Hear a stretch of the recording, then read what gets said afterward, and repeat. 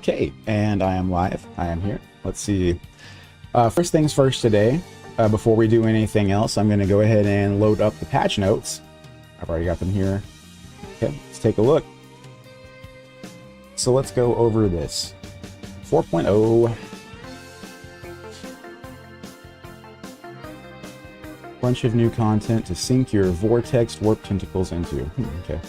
Here's some of the highlights. The Changeling, Yuan Bo, and Mother Ostankya have arrived in Shadows of Change. Okay. Let Tzeentch take the wheel with the Blue Scribes, scattering spells across the battlefield with only the Hand of Fate to guide them. Okay, new mechanic. Take it to your foes with our newest free legendary hero for Tzeentch, Acold Hellbrass. Okay, free legendary hero. Interesting. Control your destiny like never before with additional difficulty options and sweeping AI improvements across both campaign map and battles. Now this one's very interesting here. I want to take a look at these additional difficulty options and see what they look like. What does that actually entail?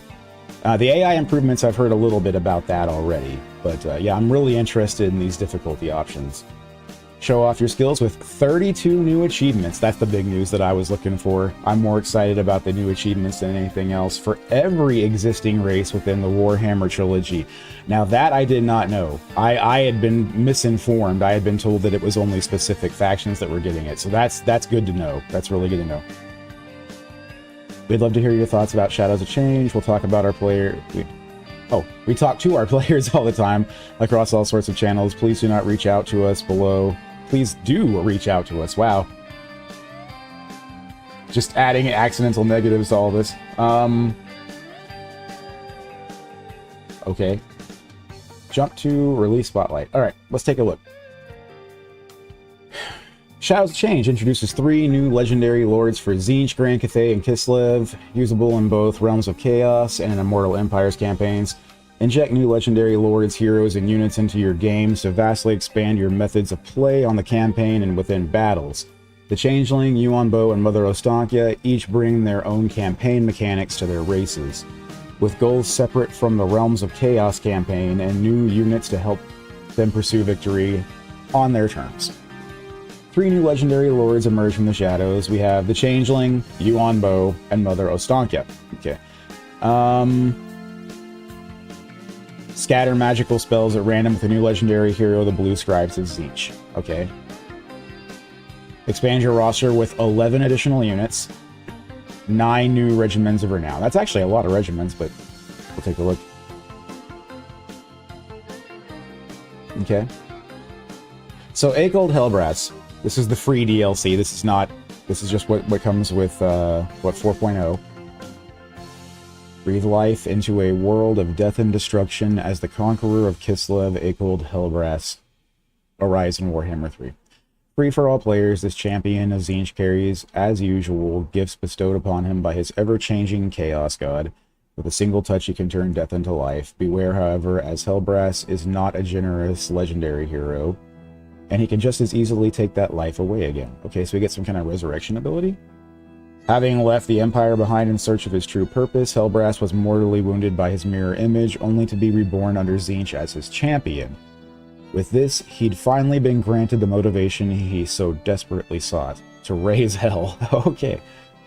Acold Hellbrass is now available as free addition to Tzeentch and certain Warriors of Chaos factions. Okay, so it's not just Tzeentch, that's cool.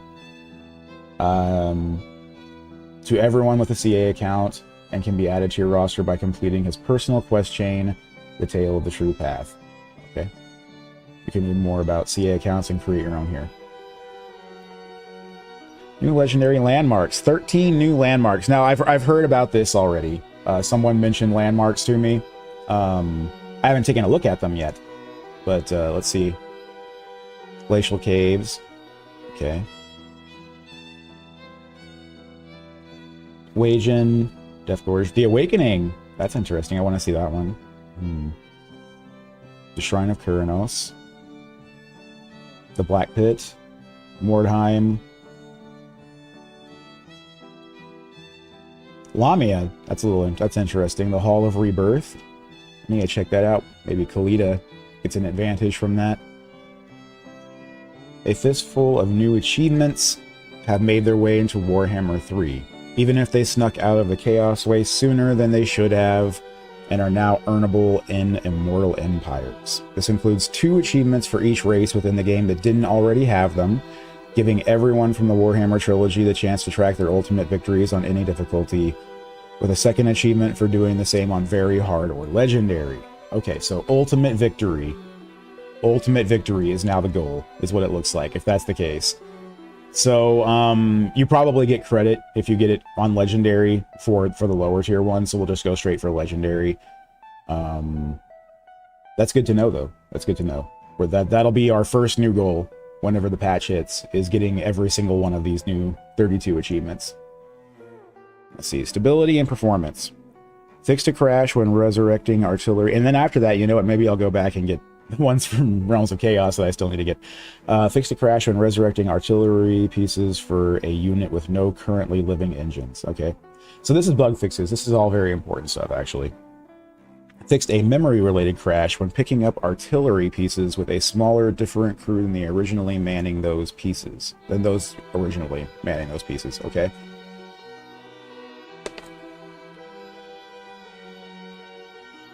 Fixed an issue leading to the game soft locking in rare cases when AI is attacking a settlement with reinforcements. I never personally saw this, I think. No, actually, I think I did. This may not have been, I may not have recognized it for what it was when it happened, but I think I was watching my friend play Luther Harkon, and this happened to him at one point, and he had to re-roll, we had to roll back because of the soft lock. Fixed a crash when zooming out while selecting a wall target. Oh no, I haven't played Orcs remotely enough to have experienced that one.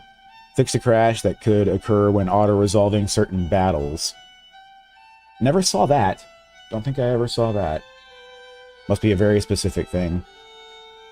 Fixed the quick deal button in diplomacy panel, losing its functionality when reopening the panel after threatening a faction.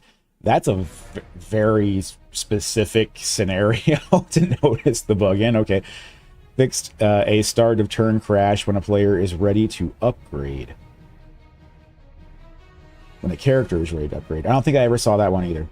Fixed a UI crash when leaving multiplayer survival battles. Don't think I ever saw that one. Prevented a potential soft lock from happening during the prologue when a player pressed auto-resolve while a tutorial box is on the screen awaiting player action. That's very interesting. I don't think I've seen that one because I always close the tutorial box right off the bat before I do anything else. So that's very strange. Addressed an FPS stutter when running the Immortal Empires campaign benchmark. Oh, that's really cool. Okay, because that was a really crappy benchmark. Fixed a Lua error and soft lock that could occur when canceling a new player tutorial for the Hellforge mechanic. I didn't ever see that one. Fixed a crash that could occur when loading a save. I mean, sure, okay. Did you fix all of them or just one? Fixed a crash when double-clicking from the campaign overview on a settlement owned by a rebel faction. This may have occurred and we didn't realize that was causing a crash. That's very interesting. Because I'm sure we've seen what we thought were random crashes that were actually triggered by something. Oh yeah, definitely excited to play you on Bo. Absolutely.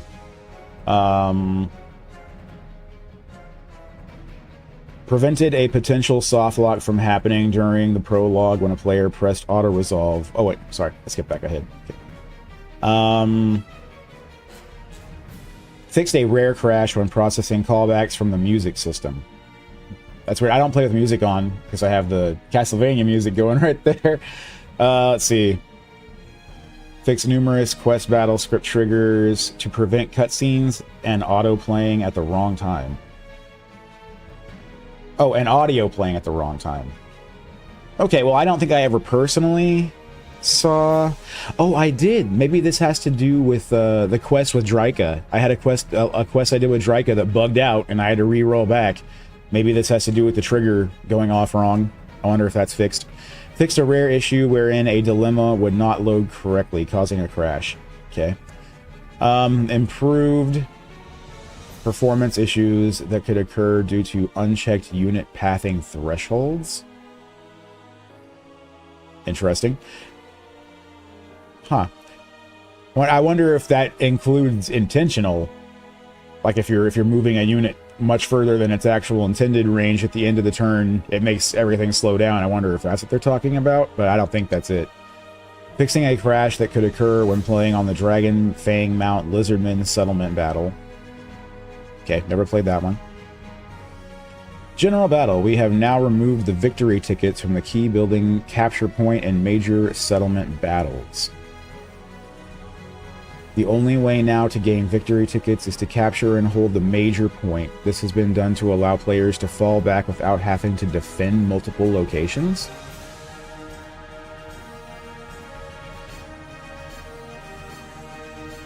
Okay, I see what they mean. When you're defending, you can just defend the main point. I understand. Okay. A range restriction has been removed for reinforcing armies in campaign battles. This will allow players to reinforce to any valid location on a battle map. The increased time will be calculated in the same way and added to the final reinforcement time.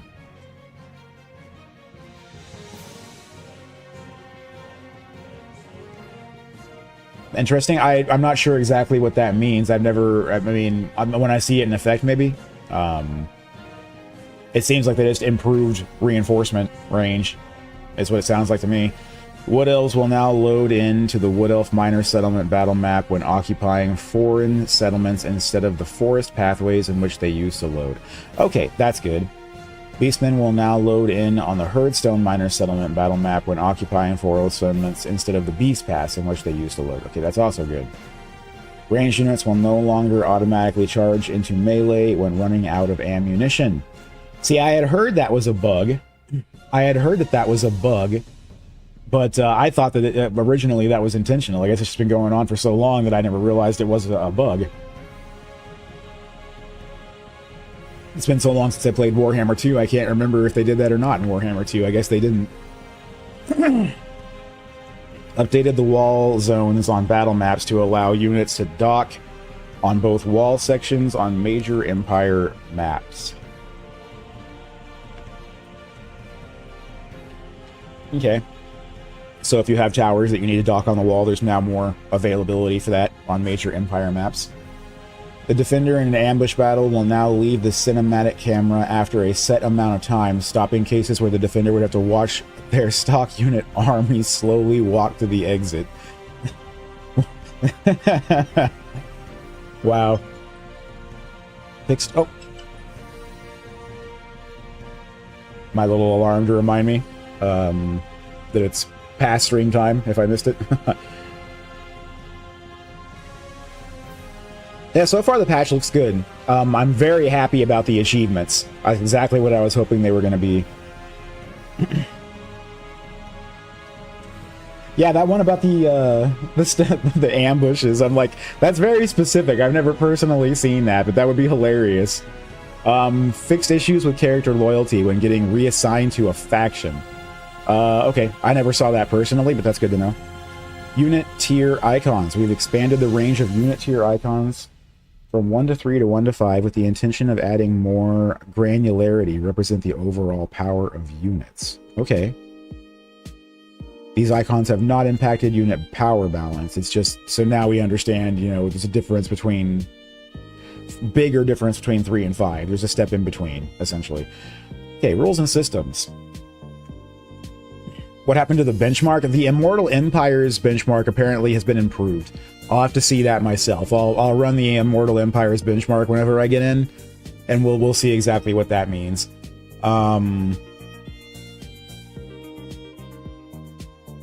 They said there was an FPS issue or something. I don't know. Some kind of let's go back to it real quick. FPS stutter. Oh, this is from Dance Dance Revolution. Yeah. Oh my god, that's awesome. That is awesome. I forgot they had music from Dance Dance Revolution on here.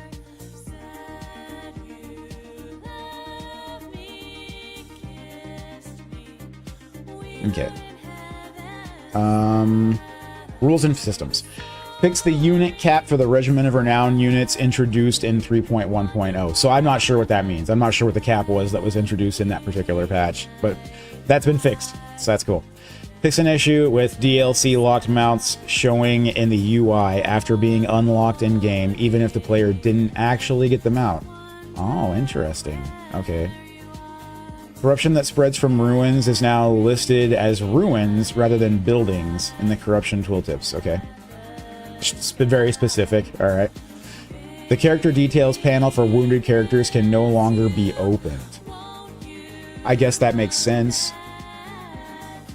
Fixed an issue where legendary heroes like Harold Hammerstorm could spawn stuck in the realms of chaos. Oh, that's awful.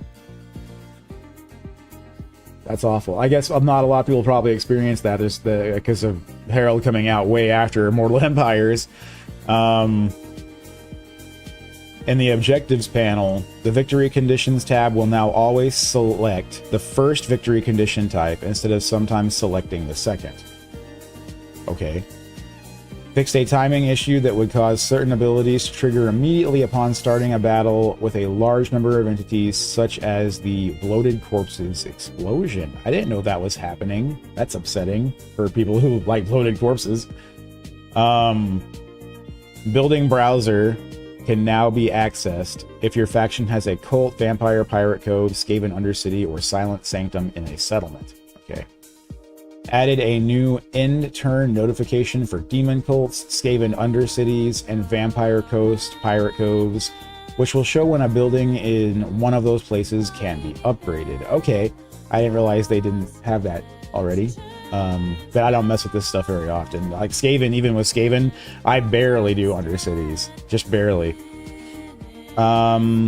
Warriors of Chaos recruitment, Drika Beast recruitment, as well as Vampire Coast and Vampire Count Raised Dead should now work as intended in the 8 Peaks province. Oh, I didn't know they weren't working in 8 Peaks. Warhammer 3 races can now correctly construct the Maelstrom building in the Galleon's graveyard. Awesome. That's awesome.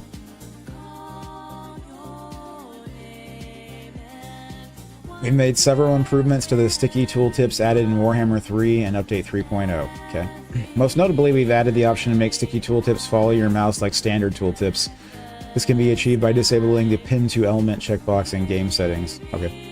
It is also now possible for players to set up a keyboard shortcut that instantly sticks a tooltip. Okay. Okay, so we have sticky tooltips now, basically. Alright. Fix an issue preventing AI defending armies from using all available funds to purchase deployables during the deployment phase in settlement battles. Okay, so AI settlements have gotten a little bit better. Alright. Fix an issue in settlement battles preventing attacking AI units from pathing through areas where a deployable barricade has been constructed. AI units will now also more reliably attack deployables that are blocking their path rather than abandoning their current route to a destination. Good. Okay. AI Bretonia will no longer fail to unlock vows on their paladins if they gain more than one level at a time. Okay, that's good. Servants of the Conclave will now declare war on factions who raid them. Fixed a blobbing issue when multiple AI units attempt to move through entry points. Okay. In settlement battles where an attacking army is assisted by AI reinforcements, an issue has been fixed that forces AI units to attempt to use a single entry point. Okay, I didn't know that was an issue. Loving the patch so far, making the game truly better. Yeah, it does sound like it. It sounds like they're doing a lot of bug fixes. A lot of bugs that I wasn't even aware of are getting fixed.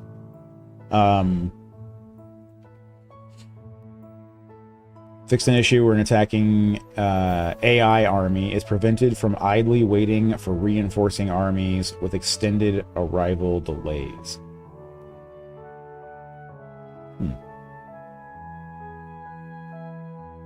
Rogue armies will now no longer recruit multiple lords into their armies. Oh, I didn't know they were doing that. That's brutal. Fixed an issue where AI missile units were being issued missile attack orders on obstructed targets, causing units to remain idle. Okay. Fixed an issue preventing AI units from being positioned on deployable barricades during the deployment phase in settlement battles. Okay. Improvements have been made to defending AI unit positioning during the deployment phase of settlement battles, reducing the amount of repositioning that would occur after the battle starts. Okay. Fixed an issue leading to some AI units being deployed outside the default deployment area. Fixed an issue where AI units would ignore deployed towers in settlement battles when the defending army is player-controlled and has no AI allies. Okay, I didn't know that was a thing. Exploit fixes. When the player delegates reinforcing armies to AI control, the opposing AI will now likewise delegate an equal number of reinforcing armies to be controlled separately.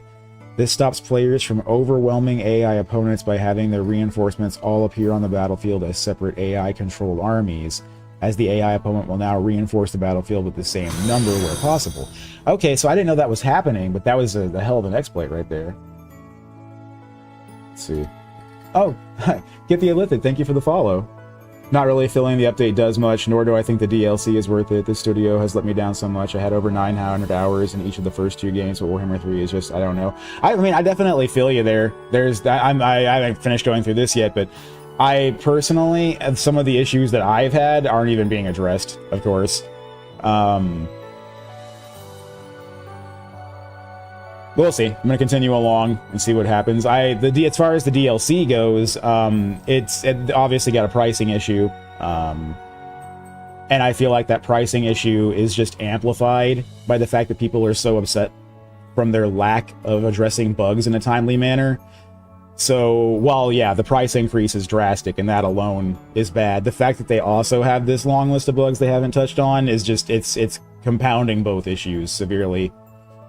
They moved some of the staff to Hyenas and Pharaoh. One a cash grab, the other a glorified Saga game. I haven't seen anything about Hyenas yet. And as far as Pharaoh, I'm not particularly interested in the offshoot Total War series for the most part. I like the mainline ones. I'd love to see them do something like Shogun 3 or Medieval 3. That would be amazing if they had that like working behind the scenes or something. Okay, so that's it for exploits. AI improvements. We're making some sweeping changes to the AI in Warhammer 3 in our continued efforts to make them more engaging to play against. This includes decreasing their bias against the player and making them more effective in the right places, while also increasing their likelihood of mistakes being made that can be capitalized upon, rewarding quick-thinking generals among you. Okay, so the player bias, yeah, definitely seen that. Definitely seen that. Now, specifically dumbing them down though to make them make mistakes, I don't know if I want to see that in legendary difficulty. But they are selling it as a mainline game. It's not a saga like Britannia or Troy. Yeah, that's weird that they're selling it as a mainline game.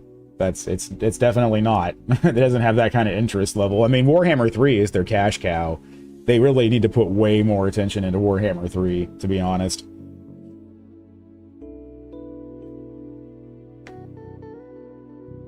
Distance is now more important to the AI when engaging with diplomacy. This should mean the AI has fewer dealings with factions that are further away. Okay, well, I mean, I guess that's good. We'll see how that actually plays out, because I've seen a lot of situations where this pops up, where it's like, why is this guy talking to me? I don't even know you. We're on different sides of the planet. So we'll see if I see that less often. I mean, none of the Warhammer 3 factions made me love them. The old Warhammer 1 and 2 races are my top. I love Skarbrand. I started with Skarbrand. He's one of my favorites in Warhammer 3 for sure. I mean, Warhammer 3, I started with Skarbrand. I absolutely love Valkia the Bloody, too. The Khorne factions are just fantastic. But I've also become a fan of Village. I like Village a lot. I'm starting to really, really enjoy a lot of Warhammer 3 factions. Just finished playing Zhao Ming. Zhao Ming was great. Absolutely love Zhao Ming.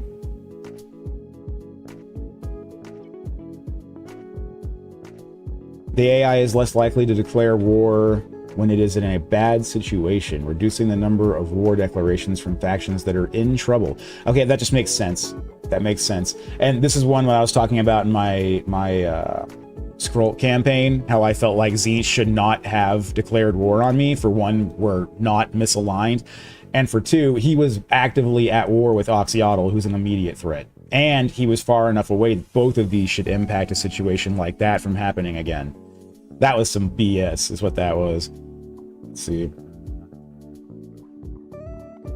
When the AI is considering a peace deal, the impact of casualties on the decision-making has been doubled, meaning that the AI should offer peace deals more often if it has received significant recent losses. I don't know how I feel about this. I'll have to see this one in action, because, like, let's say, for example, you're attacking Malekith. Malekith is very strong. Does this mean that he's going to suddenly offer peace just because you wail on one of his smaller armies? That's what I'm worried about here. We'll see. Passive factions like the ones who live in the Wood Elf Forest are now less likely to go to war. Thank you. Thank you. Oh my god. This has been ridiculous with Orion and Durthu just stomping out from the forest every game, no matter who you're playing. They go to war with you. Doesn't matter what faction. I'm playing the Fey Enchantress and they want to go to war with me. Come on. This is stupid. That's a really good one right there. I like that fix a lot. Fix an issue affecting AI's view on enemy strength. That's very vague. I wish they had more detail right here. That's very, very vague.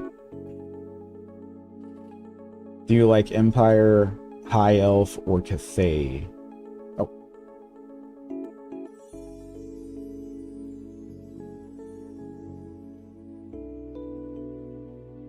Dark Elves, awesome. Awesome. I just recently finished a Hellebron campaign. It was very fun. Let's see. Also, I gotta say, her tabletop models from Age of Sigmar are like some of the coolest figurines I've seen. Hellebron's faction has some really cool figurines. Let's see. The effect of diplomatic events will now subside twice as fast, with the exception of giving gifts. That's great. That's actually great. This really impacts factions that have been wiped out many turns ago, and you still have someone pissed off about it. That's good. Battles in hostile territory and hero actions now have a smaller impact on diplomacy. I didn't know this was really an issue. I would figure that doing things in hostile territory would have a pretty big impact. I don't know why, but in every game I play slavers. Don't ask why, because I don't even know. Well, I mean, that's what RimWorld is all about too. RimWorld is a great game, and it definitely that's one of the big key things for success in surviving in the harder difficulties. Dark Elves, I like Lokir. Oh, I've never played Lokir. I really need to give him a shot sometime.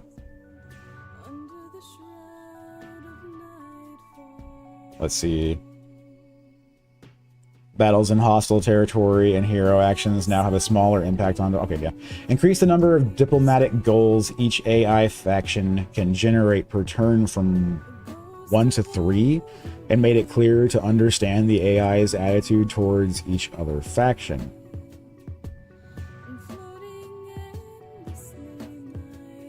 That's very strangely worded, but I think what it boils down to is the last part right here. Make it clearer to understand the AI's attitude towards each other faction. That's good. Just waiting to see how this actually applies in-game. AI to AI diplomatic contact has been reworked, meaning AI factions should be much more capable of discovering each other. That's really good news. That's really good news. I hit Baldur's Gate 3 and I immediately was like, can I become a Mind Flayer? Awesome.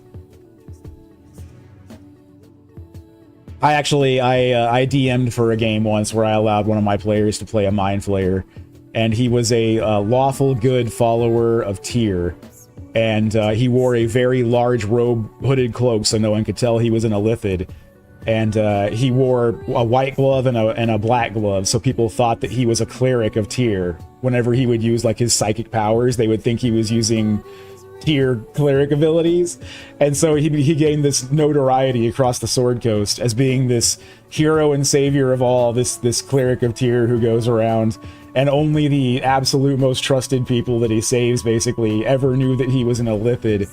And in one town, they even had a giant statue they built of him. It's like there's like a giant Elithid statue in the middle of town. So anyone else coming across that town might think that they were cultists or something.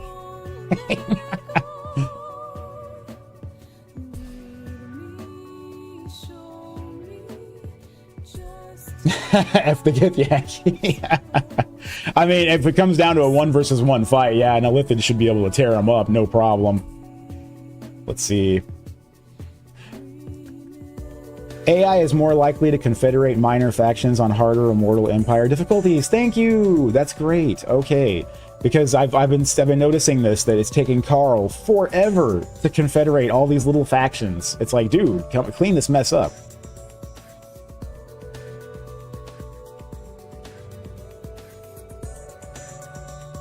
Oh, the actions of an AI towards a faction will now have less impact on other AI factions who also had hostile stance. This will make pile-ons less likely. Okay. Increase the number of deals AI can check per turn. The AI now receives a little more time to think about diplomacy, but at the cost of in-turn performance. I don't know how I feel about that. We'll see how much in-turn performance we're talking about. Each war increases the negative impact on an AI faction situation much more than before. Oh, each war increases the negative impact. Okay. It will strive to be in fewer battles overall. Now, I'm wondering how this affects, like, factions that want to fight a lot, like Khorne. We'll see. It will now take the AI longer to identify which faction is its main threat. Oh. Interesting. Okay. I wonder how that's actually going to apply to the player, specifically. AI tactical and strategic behaviors. Oh, hey, Corvus. Welcome to chat, too. I'm glad you're able to catch this, too. I'm going over the patch notes first. Oh, Wildfox, thank you for the follow. Oh, that's a follower goal achieved. Wildfox, thank you. You're a 200th follower. Hooray, that's awesome. Thank you, everyone, so much. That's great.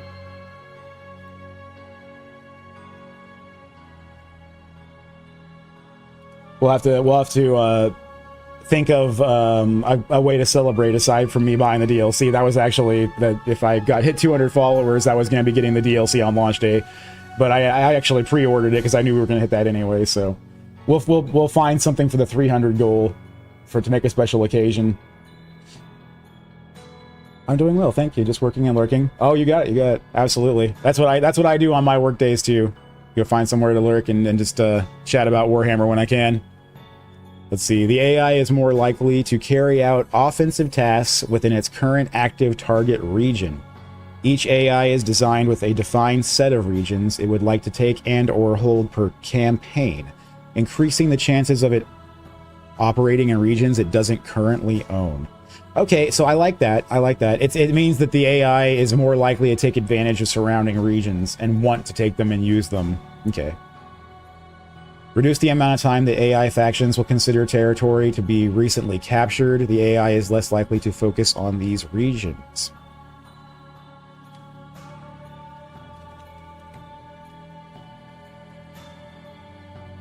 I guess that makes sense.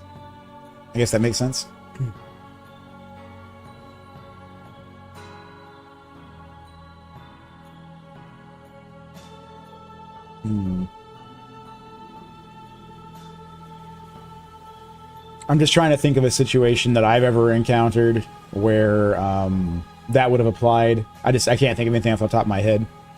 Increase the inaccuracy in the AI's calculation of movement, meaning mistakes will be more common at some difficulties.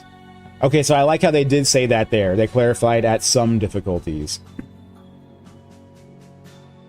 Because I was worried they were going to be doing this across the board, and I don't want the legendary difficulty AI getting nerfed in any way. That's not the answer to anything.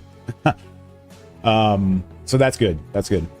AI will not retreat forces with 4 or fewer units on any difficulty.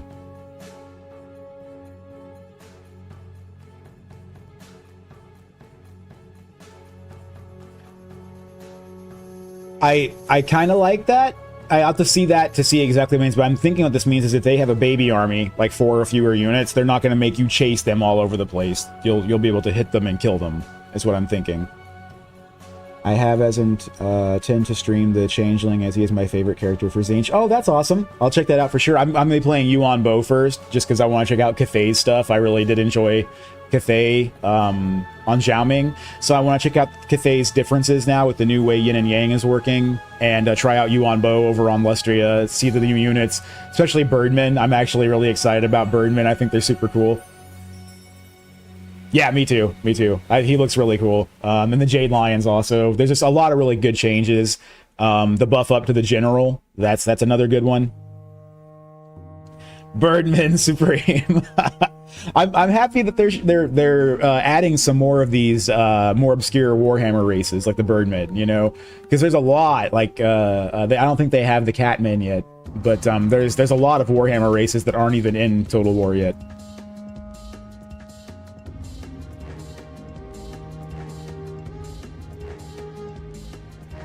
Okay, let's see where we're at. Here we go. AI is more willing to defend its last settlement, even if such an action is suicidal. AI should stand their ground more often instead of escaping, trying to survive. That's really good, because I felt like this. I felt like the AI makes you chase it all over the damn place, and you play Ring Around the Rosie, and it gets really, really frustrating. So I'm happy about that. Okay. Rework of AI defensive behavior. Instead of focusing more on regions with enemy forces inside, more emphasis now on regions with bordering enemies and directly dealing with its enemies. Good. Okay, good. That's another issue that I think will affect what happened between Tzeentch and Skrulk in my Skrulk campaign. This is because he had an enemy at his border, Oxyotl. That should have been his focus, not ever going to war across the ocean with Skrulk. That was stupid. I would love to see the Amazonians or Arabi. Oh yeah, the Amazonians would be so cool. That would be so cool. I'm not sure who the Arabi are though. I haven't learned enough about Warhammer lore to know all of these factions yet. I'm still catching up, but so I'll have to look up the Arabi. What are they? Let's see.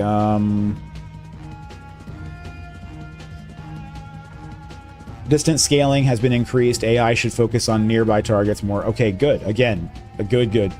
Yeah. Increase the number of units needed for the AI to consider releasing a force for offensive actions. AI should build bigger forces for offensive actions and return understrength armies to its own territory. Ah, okay, that's good. So it's not going to keep flinging weak armies into suicide, is what it's been doing.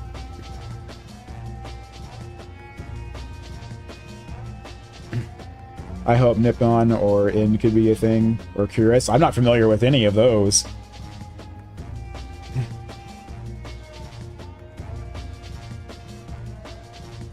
Let's see. Depending on the faction, this is unlawful. That's true, actually. Taking that into consideration. And I've been worried about that too. There's been some other things here that I feel like is unlawful, like the one where it says they'll be less likely to want to continuously attack settlements and be aggressive. I'm like, well, what does that mean for Khorne or Valkia the Bloody, who are literally supposed to play like that? Or Torox, who is literally supposed to play like that? Right now, Torox's AI sucks. He needs buffs, not nerfs, for sure. Does win a campaign as Cathay would work in Immortal Empires now? I believe so, because from what it was saying, every faction now is supposed to have 2 Immortal Empires, one for Legendary and one for lower difficulties for Ultimate Victory. You have to get Ultimate Victory in Immortal Empires, but yeah, now you get the achievement. I'll be streaming Sunday next now, as I'll be working for the next few days. That's awesome. I can catch that on Sunday. Sunday's a day that I never stream. That's one of my the day that I take off because I have to work in the morning anyway, so I have an unreliable evening schedule. I really want to see Neferata, a vamp count rework would be cool in general. I agree with the vamp count rework, absolutely. I'm not sure who Neferata is. Nippon would be incredible as well. Yeah. I'll have to look up that one too.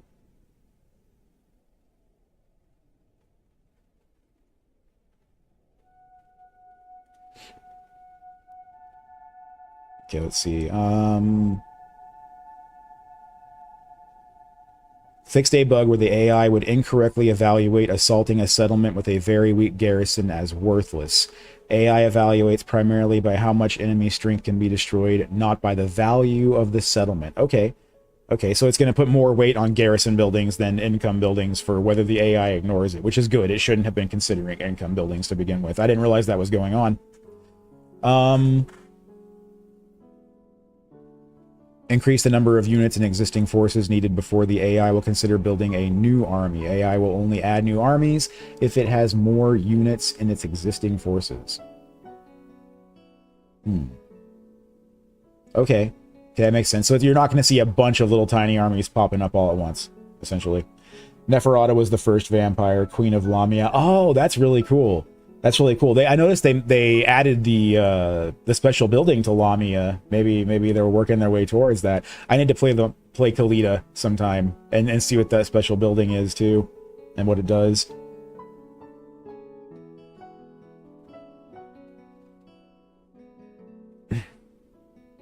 I would hope so. It'd be cool to see her in game. Yeah, that sounds really cool. That sounds really cool. And I don't know a whole awful lot about Nagash, so I'm kind of interested how, like, she ties in with Nagash. Because, from what I understand, didn't he create the vampires, and it was like some kind of failed experiment of his? Does that make her his creation? I don't know. I'm not, like I said, I'm not perfectly up to speed on the lore.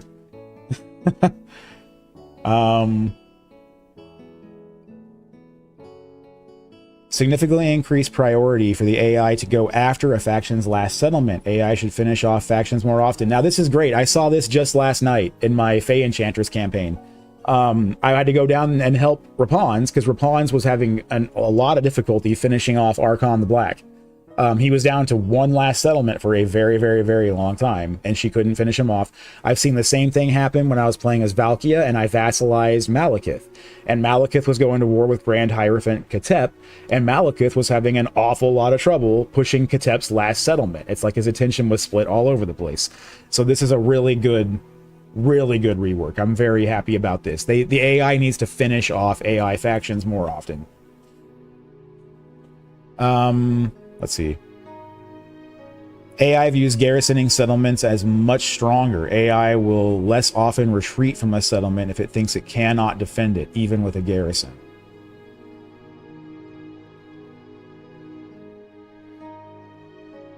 Okay, so I'm thinking this is the situation where you attack the AI, they're being reinforced by a garrison. Or they're garrisoning, and you attack the AI outside and the AI retreats, as opposed to sticking with its garrison and trying to fight it out, and it ends up making the fight much easier because now you've got two smaller fights. This is way deeper into the lore than I'm 100% on, but yes, he created the vampires via an elixir. Oh, okay, okay. So at least that part's right. So I wonder how they relate to each other.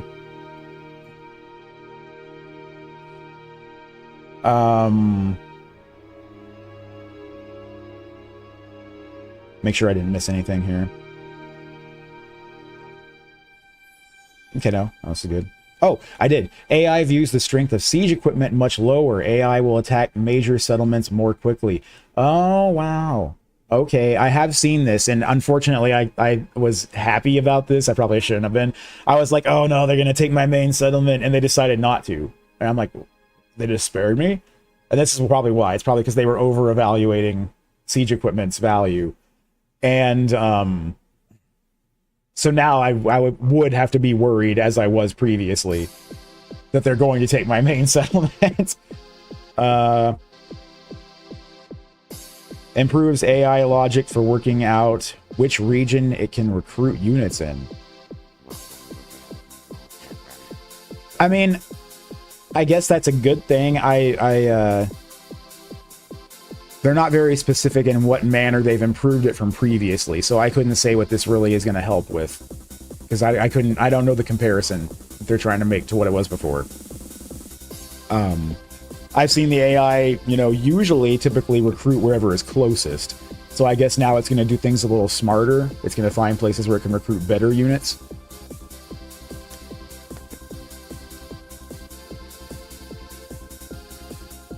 Okay, AI military recruitment.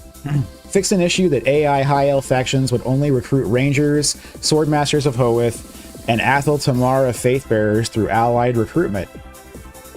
I didn't know that the AI was doing this. This was the only things that they were getting, really, the whole time?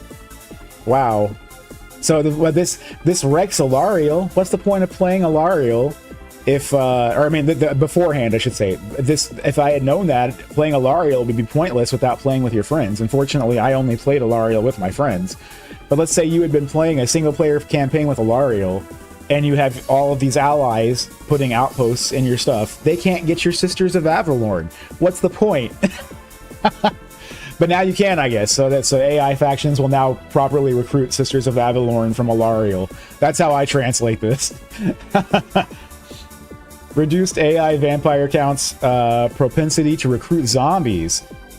Why? Zombies are cool. I mean, sure, they're weak, but they're still cool. That's a good rework, though. That's a good rework.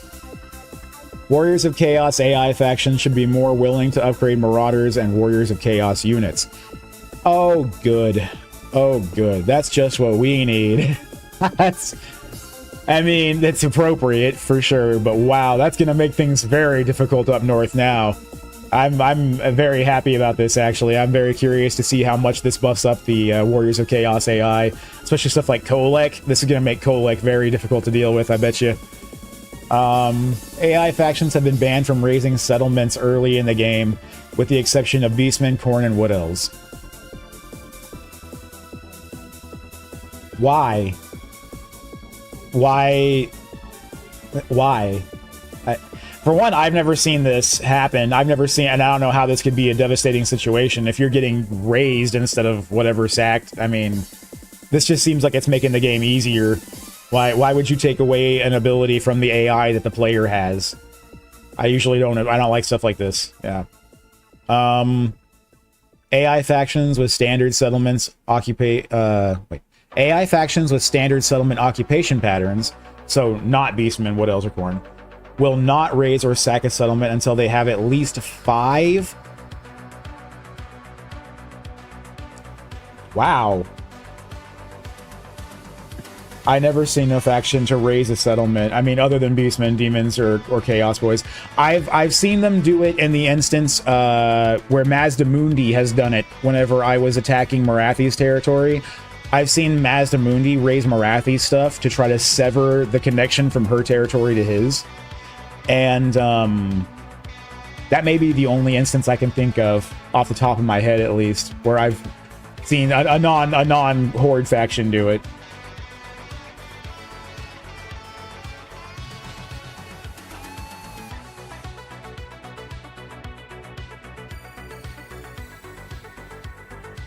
It might make AI stronger, to be honest, because they will actually expand instead of not taking territory. That makes sense. That makes sense. Yeah, if you put it that way, Lancer Leroy, because it's just like I said with Mazdamundi, he did that specifically to sever a connection between him and Marathi. So that cuts off a lot of territory he could have been expanding into, which he should have been doing. So that's actually a good point. That's a good thing. Okay. Correction, the Elixir of Life was only one part of it. Archon, using dark magic to try to save her, corrupted the Elixir of Life. She woke up as a vampire and killed him. He came back after being raised by Nagash. Oh, wow. So there was a story, like a whole thing going on there.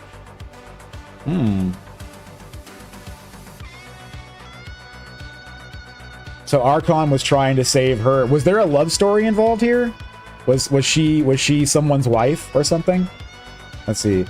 AI faction are banned from raising. At least in the early game. It looks like they're banned from raising in the early game. Once they have 5 or more settlements, they can start raising again.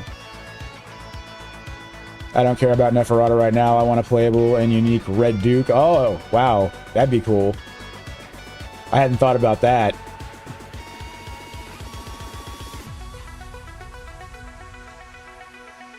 Yeah, even among the vampires, there's so many factions that are unexplored so far. But, you know, I mean, I personally, and here's my thing, I want them to lean... I like that they're bringing in the Changeling. The Changeling is a step in the right direction. I would prefer to see all of the Chaos factions get extra lords. Because right now, with just Scarbrand, Adjust Kugath, really? Or Daniel. Even Daniel is on his own. Come on, he has cool mechanics. There's so much they could do with his faction.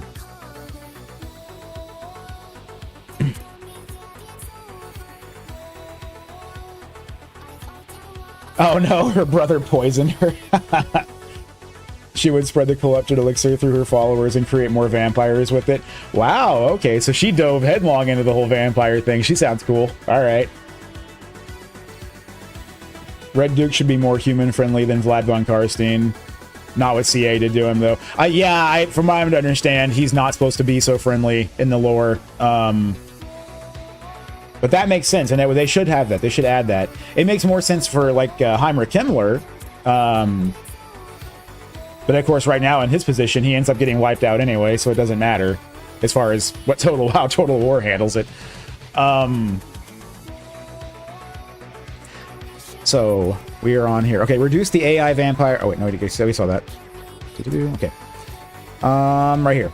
Fixed AI logic for rights, incorrectly assessing if there was an army belonging to a hostile faction in their territory. I haven't personally seen the AI do this, but perhaps the AI was wasting its rights because it was incorrectly gauging threats, is what this sounds like. I never personally saw this because I don't pay attention to the AI using its rights usually. It would have to be a pretty devastating right for me to catch notice of it. Vlad should have more human thralls in units. Sylvania isn't just undead and human peasants used for cattle. Yeah, exactly. They tried to, play diplomatic for a very long time before things went to hell. Fun fact, Vlad was married to Neferata at one point. Oh, I didn't know that. That's really cool. Wonder what happened there with them, and then how did Isabella come into the picture? Why is Chaos Dwarf getting a nerf? In what way? In what way is Chaos Dwarf getting nerfed? Oh, yeah, you can come in, buddy. My cat wants to come inside. Come on. Okay. Actually, I'm not sure they ever divorced. Well, oh, so there's a serious love triangle going on there. Okay. They always nerf the most recent DLC faction post-release because peeps are done buying it and the power spiked at that point. Oh, yeah, I get you mean. It's the Death Knight thing from World of Warcraft. It's how they released Death Knights, and as soon as it started, the fad, died down a little bit, they immediately nerfed Death Knights. Isabella and Vlad were like a love at first sight kind of thing. Oh, okay. The new DLCs are always uber powerful, then they nerf it later. Yeah. Chorfs are flipping OP. I agree with that statement 100%. They deserve a big-ass nerf. I think I agree with that. I mean, you saw we put the Infernal Ironsworn up against Ironbreakers, and the Ironbreakers just got absolutely creamed. I mean, come on. Getting ready for you on Bo tomorrow. Me too. Can't wait. Heck yeah. Okay, so let's see here. AI Ikit Claw is more likely to use workshop buffs. That's great. If they're gonna take away his, I mean, can AI Ikit Claw still use his nukes? I've never seen him use his nukes. He should be able to, right? That's the thing. I've never seen it, and because of that, I was worried that he wasn't doing anything. So, I would definitely like to see AI Ikit Claw take more advantage. That's good. That's really good. AI should now build more garrison buildings. Good, I guess. It's gonna make things tougher along the line, It's gonna feel more like Shogun 2. That's a good change. I like that, because in Shogun 2, the AI was just garrisons everywhere. I mean, look at the blunderbusses. They just melt anything they shoot. They do, and for a low-tier unit, it's insane. They are definitely the best low-tier gunner I've seen. But I would still say that Dark Shards are still my favorite low-tier ranged unit, even though they're not a gunner. That's not like a direct comparison. I think Dark Shards have blunderbusses beat. Good. Keen to suss the free changes since I won't have the DLC. Oh yeah. I'm really happy about the free changes. Absolutely, the new legendary lord does look, or legendary hero looks nice. I really liked Herald Hammerstorm a lot, so I'm always about free legendary heroes for sure. And the achievements are going to be great. AI should make better choices when building military recruitment buildings in minor or major settlements. I guess that makes sense. You know, you're not going to see like Snitch running around with a whole bunch of Stormvermin and stuff. He's actually going to get gutter runners maybe first. Either make them higher tier or nerf them. Yeah, that's what I would say. Blunderbusses deserve to be a tier 2 unit for how much power they have.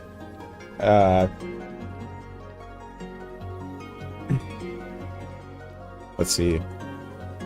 AI should be better about upgrading their military recruitment buildings. Another good thing. I've definitely seen that in every instance I've seen, at least, even in legendary difficulty, you can always outramp the AI as far as building your upgrades. And I think it should stay that way. The player should have a little advantage, but it's been drastic. It's been drastic. You'll be coming at them with tier 3 units, and they're just getting into tier 2 units, you know? So you end up like from turn like 30, or from like level 30 to 50, there maybe even 20. From like level 20 to 50, you end up just steamrolling the AI. So that's a good thing. That's a good thing. Fixed a bug where legendary heroes weren't spawning in for the AI. I didn't know that was happening. That's sad. Oh, they weren't getting their heroes. That's really sad. And that's really bad too if you're trying to confederate them, because you want them like Ariel. If I'm confederating elves, it's because I want Ariel specifically. Fixed a bug where legendary heroes spawning for the AI weren't always receiving their ancillaries. A very unnoticeable thing to me, but that's interesting. You would catch this if you were to confederate Ariel, for example, and she didn't have her starting ancillaries. Ooh, hydrate. You got it.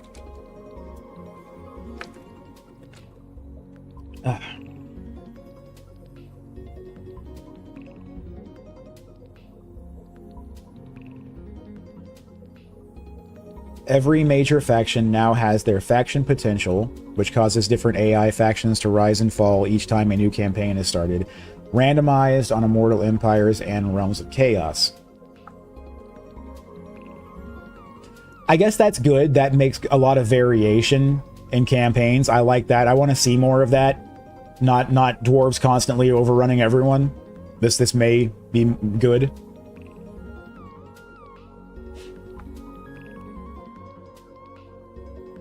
Okay, let's see.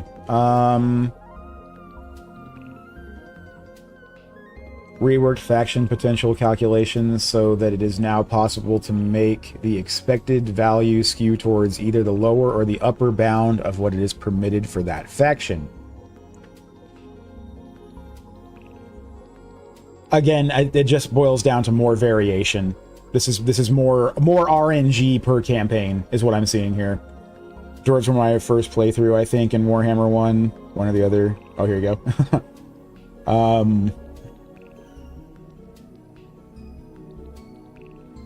I didn't start playing dwarves until after Warhammer 3, and I've only barely touched on them. I need to actually get like a real dwarf campaign going sometime. From what I'm to understand, though, they've been powerful from the start. But so far, I've only played a little bit of Thorgrim, like the first 20 turns.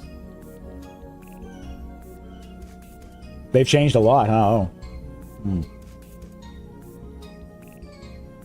Maybe I should have given them more time in Warhammer 2. I'd be able to tell the difference. I've done, mostly in Warhammer 3, just allied recruitment of dwarf units. There are specific dwarf units that I like a lot, particularly Ironbreakers. I love Ironbreakers. I love most of their artillery.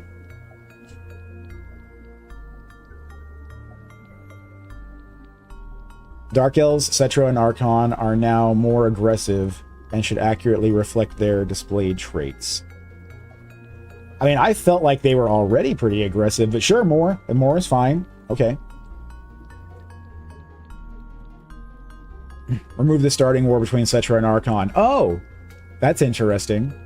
That means that each of them is now going to have a better opportunity to attack other people like Rapawns. I'm afraid for what this might mean for Rapawns.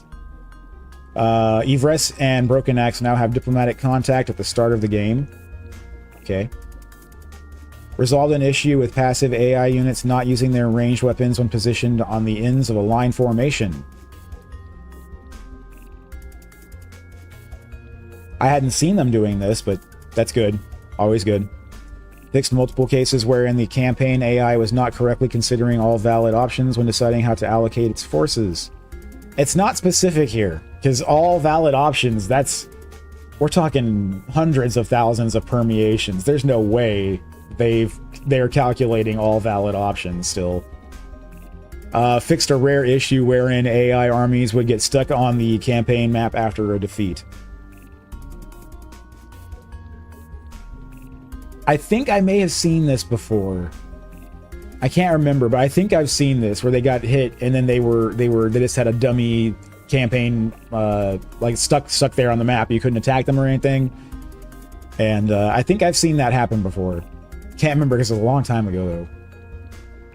Fixed a rare issue wherein AI armies would get stuck on the campaign. Oh yeah.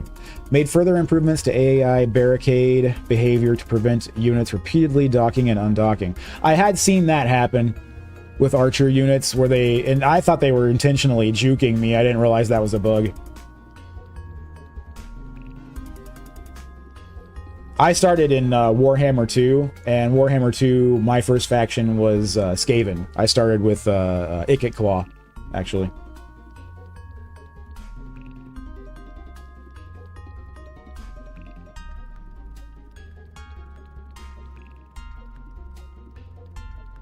Okay, battle AI. Ooh, these are some long patch notes. Wow, long patch notes. Let's see. We're excited to announce some major improvements to the battle AI and difficulty settings. Smarter AI. We've worked hard to make the AI feel more intelligent and challenging without relying on boosted stats. Say goodbye to the cheating AI and hello to a more engaging battle experience. Okay. Improved AI behavior. Depending on the difficulty level you choose, the AI will now behave differently. On lower difficulties, expect a more passive and less efficient AI, while on higher difficulties, the AI will be more aggressive and focused. Okay, well, this is yet to be seen. Will the AI be better in tomorrow's update or not? That's the question. That's the question I want to know. They say yes, but I don't know. I'll have to judge that for myself. Because I've seen the AI do some really, really stupid things lately that I can definitely draw comparisons to. Oh, specific. Okay, so for easy, the reaction time should be slow. And ranged units select first come, first shot. Okay. Oh, excuse me. On normal, average reaction times, first come, first shot still. Rudimentary target selection. Wonder what that means. They try to evade spells on normal and higher. Okay, so on easy mode, the AI is not even going to try to avoid spells anymore. That's interesting.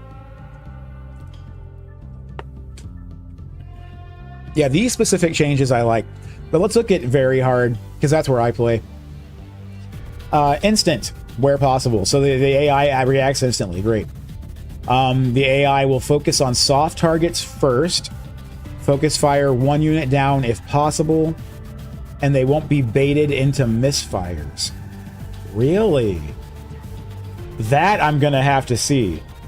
That I'm gonna have to see. If the very hard AI is not gonna have me wasting ammo on me anymore, possibly, is that what that means? They're not gonna get baited anymore.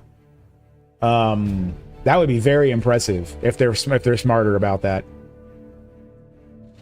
Also, focus firing down one unit if possible. I kind of don't like that, even though it is smart. This is just another reason why I'm never going to use elemental bears, unfortunately. Settlement missiles, evasion, spell evasion, artillery evasion. They try to dodge everything, too. Okay. More difficulty options. We've added more granularity to the AI stat difficulty settings, giving you a wider range of options to find the perfect challenge for your playstyle. Oh, they got a screenshot. Check that out. Screw that anyway. The AI dodges like it's controlled by Neo. That's true, you know. Lately, I've noticed that, like, you end up having to, like, alt and right click with your artillery just to hit anything, because the AI is going to dodge it otherwise. Okay, let's see. We've to help you understand the impact of your chosen difficulty level, we've added visual representation of the AI behavior changes in the game's user interface. Current modified AI stats. Oh, okay. You can actually buff the AI directly? Interesting. Okay, okay. Oh, is this talking about the battle difficulty slider? Now the battle difficulty slider has actual specifics on what it's changing. I see. All good. The hurricane was a swipe rather than a direct hit. Oh, that's good to hear. That's good to hear. Power slip and everything. That's how it was here. Hurricane Hillary just we got rained on and it got really dark and windy, but it swept past us. It didn't hit us at all here.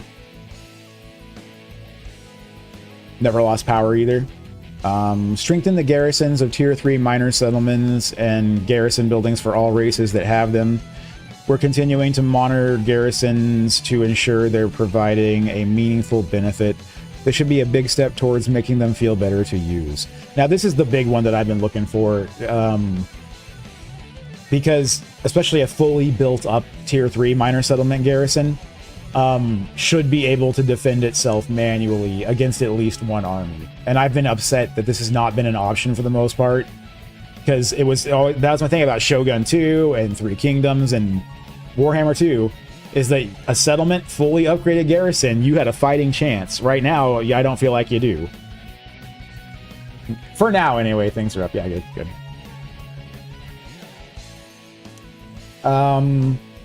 Several traits that are innate and some recruitable characters, mainly those from the Warhammer 3 base game factions, are lagging behind those from the rest of the trilogy and subsequent DLCs. As such, we're bringing many of them up to speed. Okay. Oh, buffs to traits. Okay, big buffs to traits for Cathay, Ogres, Nurgle. Basically all Warhammer 3 traits. And I'm going to go ahead and skip past that. We're not going to go over all that. Skaven got some buffs too. That's really cool. For even for Warhammer 1 and 2 stuff. Okay, that's really good. That's really good. We're not going to go over all the spell buffs, like specific spell buffs and stuff like that. We'll skip past that. Okay, Beastman campaign. Marienburg is no longer missing from the Beastman's long campaign victory objective. Okay, good. It shouldn't be. It's right there. Beastman event no longer reduce the upkeep or recruitment cost of units. I didn't know it was doing that. Added a monetary reward to the Beastman Final Battle Fall of Man as it was in Warhammer 2. Okay. I didn't play Beastman in Warhammer 2, and I've barely even touched Torox. He's the only one that I own. So a lot of this doesn't mean anything to me yet. Added bonus XP per turn to the Beastman Lord's starting redline skill and campaign to bring them in line with other races. Okay, so that I do get, and that's cool. That's awesome. Depends highly on the race, I find.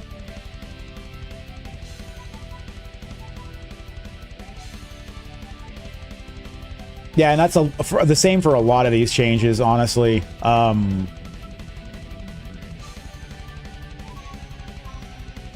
A lot of these changes are really going to make are not going to make a difference for certain factions compared to others. So I'm concerned about ones like Khorne, especially, and Valkia, because they're also fully melee-based armies. You know, we're not talking about ranged units performing smarter for them. So how is this going to help them? They're just going to get killed now by more ranged units.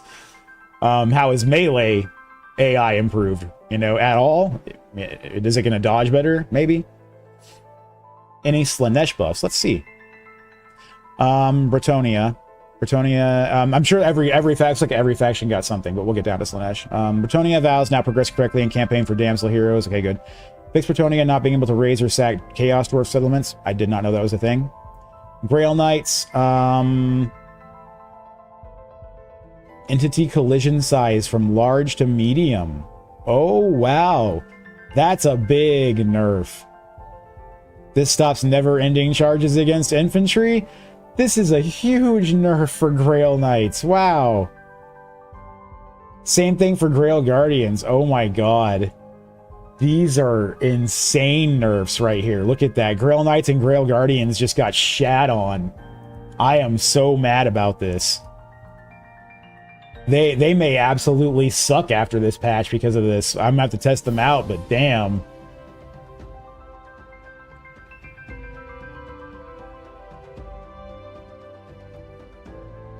Oh no, they're only slightly the best now. That's true, that's true. I should, maybe they still will be devastating. That's upsetting to me because that's what I love doing, is the never-ending charges against infantry. Grail reliquaries are more expensive. Why? They're garbage. Why make them more expensive? Foot squires. Okay, I can see making them a little more expensive. Upkeep up, sure. Beasts of Bastogne, that's the Regiment of Renown. Battle Pilgrims more expensive? I don't see the point there. They're not that great. Fix the Fey Enchantress's skill, The Secrets of the Other World, displaying lots of unnecessary hero unit cards in its tooltip. Okay. Fix for pawns, missing technologies, and other Bretonnian factions not having a diplomacy with her faction on the support religious errantry checks. Okay, cool. So I'll be able to do diplomacy for pawns much sooner. That's good. Chorfs.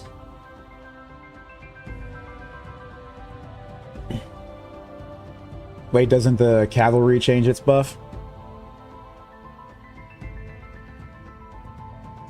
Well, all this means is that is for its collision size versus medium now. It's going to be considered medium rather than large. So, what's a good example of that? Like, let's say, for example, you're a medium unit of cavalry versus gobos, like goblins. You're going to just absolutely overrun and destroy those goblins. As opposed to, like, orc boys, who are a medium unit, you're gonna have a much harder time charging through the orc boys than you did beforehand, because beforehand a large unit can charge through orc boys.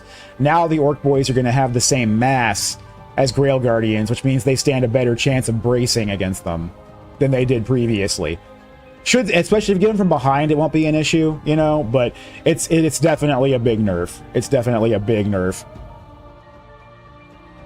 Updated the gatehouse logic for Chaos Dwarf settlements to prevent destruction models killing units.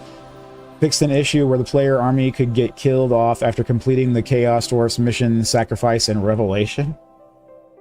Really? That would be a very sad bug to come across. Fixed a logic issue with characters dying when attacking a Chaos Dwarf's gatehouse. I think I had seen this happen. I think I had not me personally. I was playing in multiplayer with one of my friends, and I think this happened to them when they were attacking the gatehouse, and they were trying to be careful with their lord afterwards because they knew this was a potential issue. Fix the reset button in the labor economy panel, not resetting entries that are not visible in the province list. The level 2 Chaos Dwarf Tower settlement building now displays its raw material cost as intended. Okay. Fix an issue where the Chaos Dwarf convoys would cause the players to receive a Cathay Caravan themed event. The Envoy Ancillary has been fixed and will now correctly apply relations with Chaos Dwarf factions. Fix an instance where the Cathay Caravans have become stuck in place of Realms of Chaos campaign. Okay. I haven't played Realms of Chaos in quite some time, so I need to get back and get those achievements. Fix cases where Chaos Dwarf hero recruitment for Infernal Castellians and Bull Centaur Taurox would never generate heroes in the pool. Oh, that's very sad. Good fix. Good fix. It's sad that that was happening. Yeah. Did they fix Cathay Caravan getting stuck in IE? Maybe. We'll have to see when it gets down to the Cathay section. Fix the bug where the Contempt attribute wasn't being applied to the Skullcracker and Dead Dreadquake units. Okay. All units with an Iron Demon or Skullcracker have been added to the rare single entity cap. Whenever a Dreadquake mortar owned by an Iron Demon runs out of ammo, the unit will now switch to the Iron Demon's guns, allowing them to continue firing at range. Okay. The Molasu Sorceress Miasma will now remove the ranged magical traits intended. Here's some specific unit buffs, or cost increases, it looks like. Oh, decreases. Oh, no, the cost is going up. Armor piercing, weapon damage, these are big nerfs. Okay. Yeah, these are big nerfs. Huge nerfs. Right here. Cost of everything across the board is going up. Big nerfs to Skullcrackers, too. A little bit of a nerf to Dreadquakes. Oh, and that's a big nerf. Yeah, big nerf to Dreadquakes. Wow, that's devastating. Yeah, Chaos Dwarfs are getting big nerfs. I'm actually kind of glad that I didn't play them pre-nerf, because I'm not going to have any basis of comparison to get upset about this.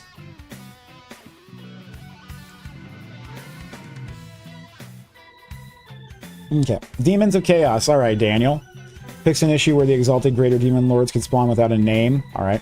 Fix an issue with the Knights of the Brazen Throne not receiving buffs from the Riders of Doom. Fix the missing dampening contact effect from the Demon Prince items. Okay. Not much on Daniel's side. Dark Elves. Rakarth now starts with the first technology unlocked on par with other Dark Elves. Makes sense? The Canaanite Assassin's actions will now update correctly when the action is improved via the character skills. Happens every time. Yeah, it comes out. Oh god. So stonk. Much OP. Nerf hammer. Yeah. Yeah, it's to be expected. To be expected for sure. Now, looking at those nerfs in particular, while they are enormous nerfs, I don't think they're actually going to be devastating to the Chaos Dwarfs. The Chaos Dwarfs are still going to be unbelievably strong. I didn't see anything about Infernal Ironsworn getting nerfed, so... If I won the giveaway but I have DLC, can I gift the code to someone else? It depends on where the giveaway is. Sometimes when people do giveaways, they give you a key, and if you have the key, then you can definitely give away one of those keys. But so as long as if they're just giving you 10 CD keys, then I don't see any reason you couldn't gift them.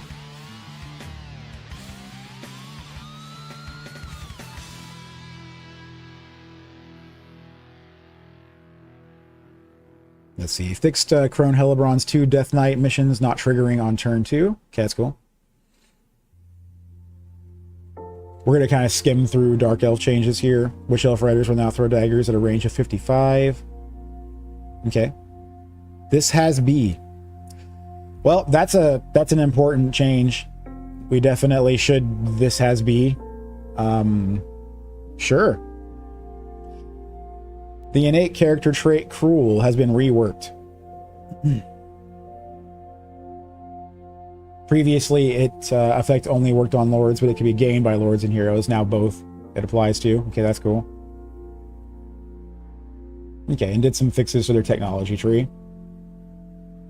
Thorgrim's Axe of Grimnir quest now correctly counts as shaman kills and is completable by fulfilling the kill count. Okay.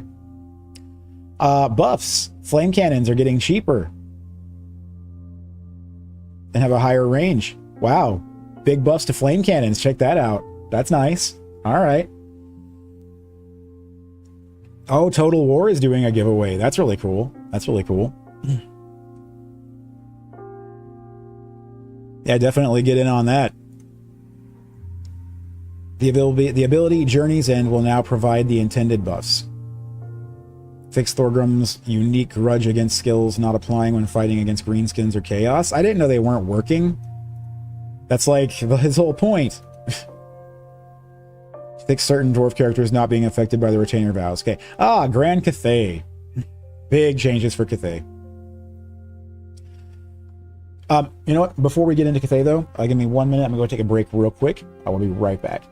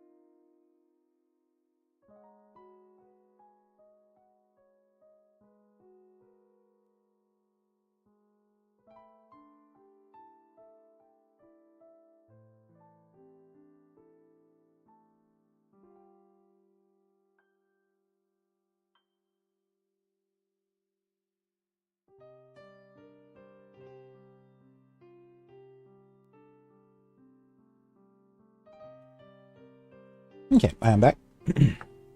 Let's see. Skills on Cathay Dragon Lords no longer mistakenly show the unit info for the other lords as being affected by the skill. Okay. The Dissenter Lord of Jinshin and Rebel Lords of Nanyang are now more hostile towards Cathay factions. Okay. That did seem that way. Like, Cathay Rebels were not really a bit... They just kind of joined in as a new Cathay faction, and less as rebels. We've added 2 new quest items for both Miao and Zhao. Okay, and I think I've seen a preview of these already. They looked really good. Really good. One of the reasons I wanted to try out Miao and play Zhao again. The effects of the Wujing Compass will now apply to regions owned by the Cathayan factions on top of regions within Cathay. Good. Okay. Some of the effects of the Wujing Compass directions have been tweaked to make them less situational. Adjusted Cathay income buildings, so the Yang variant has a higher base income at all levels compared to the Yin variant. Fix the Warpstone Desert Compass direction for not actually increasing the sale value of cargo. Fix the Von Karstein Blade not being correctly rewarded to caravans that finished Castle Drakenhof. Oh, I didn't know that was a thing. Fix an issue where rebel armies could spawn with lords that weren't normally recruitable. Like Caravan Masters. Okay. Fix the Blessed by End Riches trait for Caravan Masters not correctly applying to sell value for cargo. Alright. Yeah, great. Grand Cathay got a lot of great changes for sure. Fixed an issue where rebel armies could spawn with lords that weren't normally recruitable. Yeah. Fixed player being able to swap between the Celestial Army chain of buildings and the Bastion Temple chain of buildings if they were different variations on the same building. They're not even in the same category. Interesting. Okay, so the Wujing Compass got a full rework.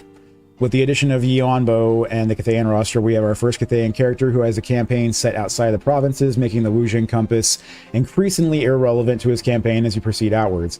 As part of this update, we've adjusted the functionality of the compass. So now the compass applies to everything you control, not necessarily whether it's in Cathay.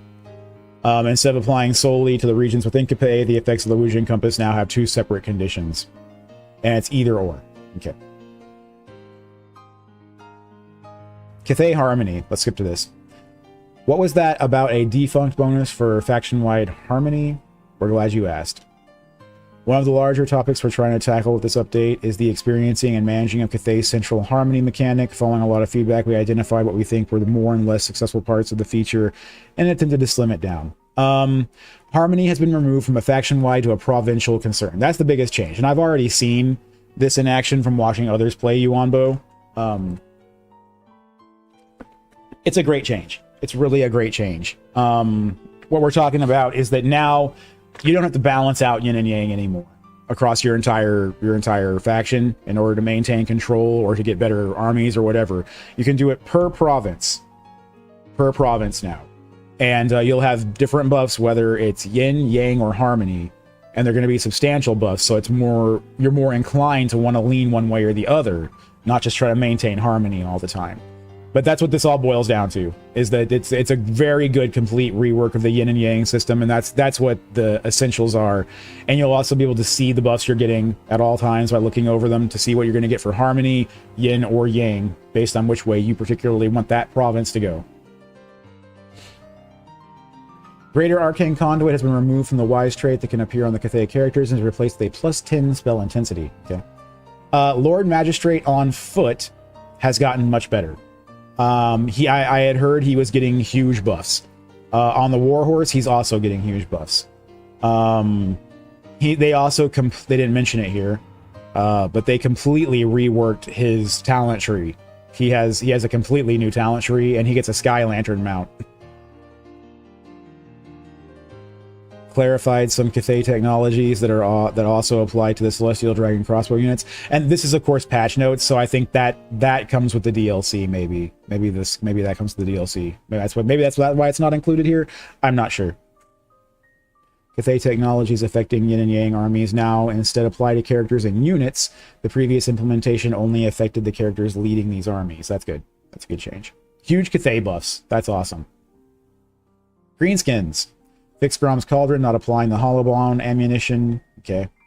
Adjusted collision to fix barricade docking issues with greenskin missile units. They seem to have had a lot of rework of barricades and docking issues with all kinds of factions. Fix pump wagon units not being included in the buffs on the greenskin timber building chain. Okay.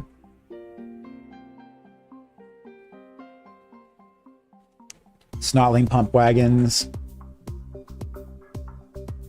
I'm not sure how this compares to them previously. I've only played against them. I've never had a chance to use them. It looks like they've gotten a buff, though. We're seeing max splash and collision attack up by 1 rank each. They'll deal damage more evenly. Okay, that's cool. Grimgor's Bigger and Arder skill now applies to Orc Boy Biggins. Okay. The Biga and Beta bosses technology no longer applies to Lord ranks. Lord Recruit rank effect twice. Wait, no longer applies the Lord Recruit rank effect twice. Oh, I see. It was doubling up. Okay. Fix the Greenskins technology. Trollin not applying to every type of troll unit. Oh, that's sad. Okay, High Elves. General updates. Fix the landmark building icon not showing for Athelloran landmark buildings and change certain High Elf landmark ports. Okay. Oh, and certain land. Yeah. Fixed High Elf, noble action increased, trade not... Fixed High Elf, noble action increased trade, not increasing the amounts of elven trinkets generated. I didn't know that was bugged. That's interesting. I should play elves sometime. They're great. They're really great. I enjoy playing Alariel, Tyrion, and Emmerich. All of those campaigns were very fun. I need to play the rest of them, for sure. Emmerich is great. I love Emmerich's campaign so much.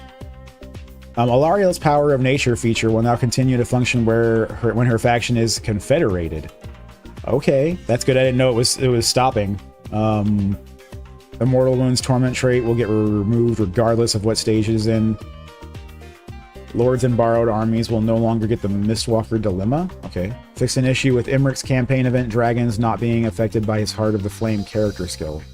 Oh, I didn't know that wasn't applying.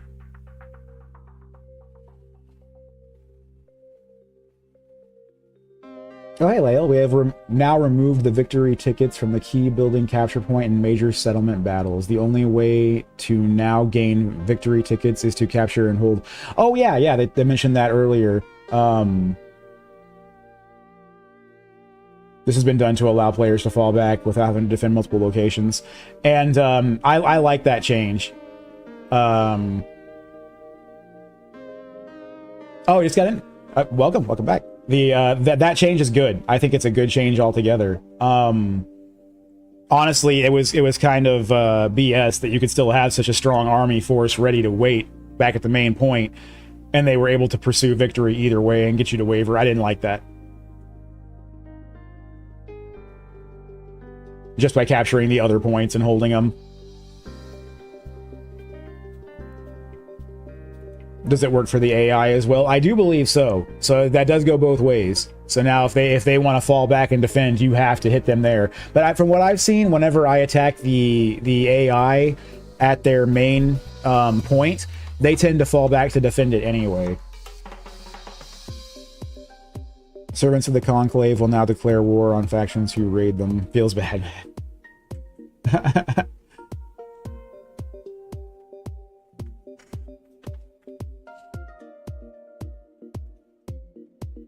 I didn't know they weren't doing that before I saw that note. I was like, oh, wow, I guess that makes sense for them to, you know, get mad about it. But, oh, so as far as units, let's take a look at units. Eltharion, his upkeep is down. It looks like they've reduced some upkeep costs across the board, but no drastic changes to units.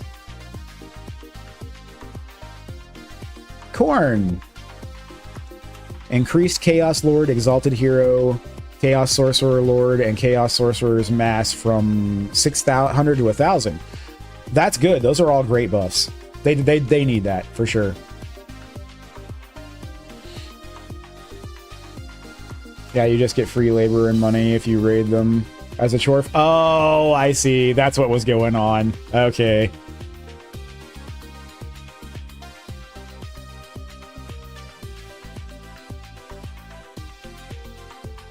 Fixed an issue with the Knights of the Brazen Throne Regiment of Renown not receiving buffs. Okay. Remove blood crushers from Hanver into Anvil skill as they are demons. Oh, yeah, that makes sense. Character skill effects that gave authority to Khorne exalted units now grants corruption instead. Okay. As they are demons and they don't use authority. Yeah.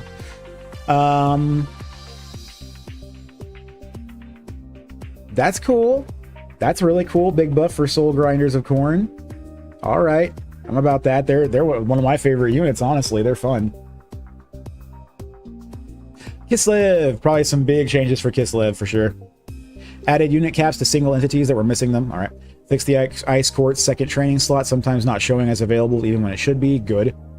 Fix the Motherland buttons, remaining grayed out if the panel was open while an army was in transit, even if the army had finished moving. I never came across that myself, but that's good.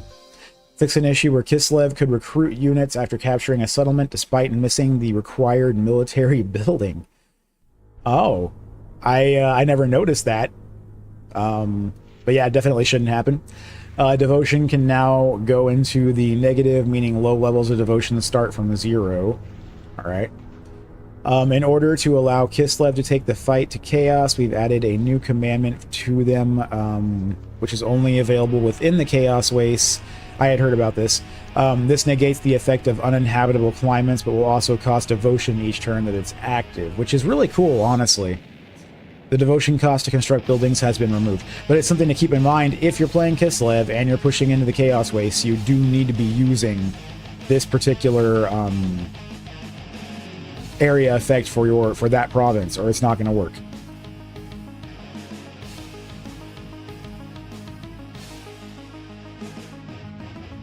When does this patch come out? Tomorrow. Tomorrow, I'm pretty sure. I'm not sure what time. We might have less than 24 hours at this point. Let me see. But I think it's being launched at the same time as the DLC. So let's see what the DLC says. If the DLC has a timer on it.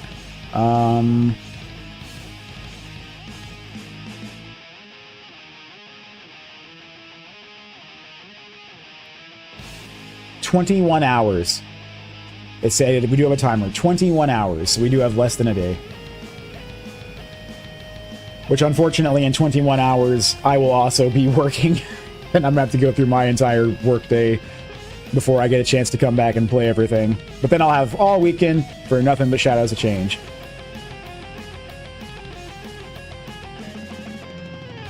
Player-controlled units will no longer begin Catering's the Crystal Cloak battle in skirmish mode. Okay.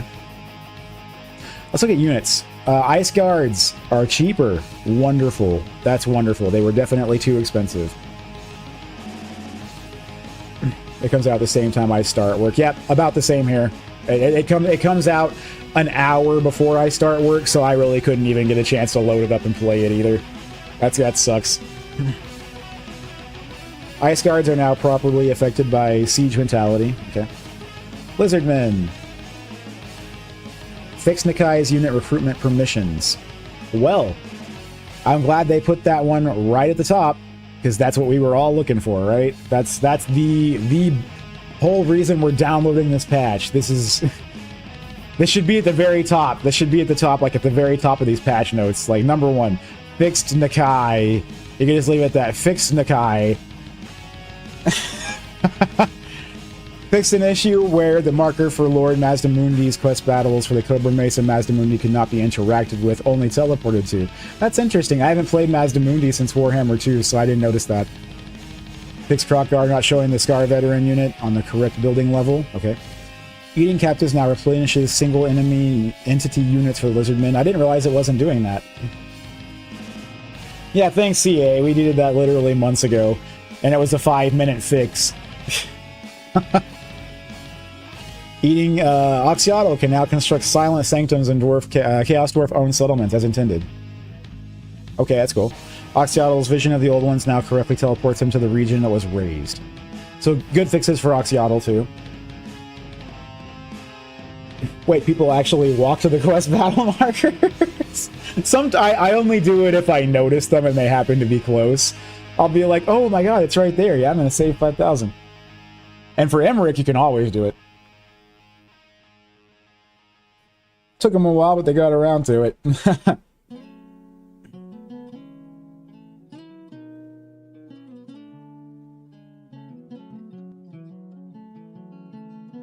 Okay, added aquatic to some monsters and skinks.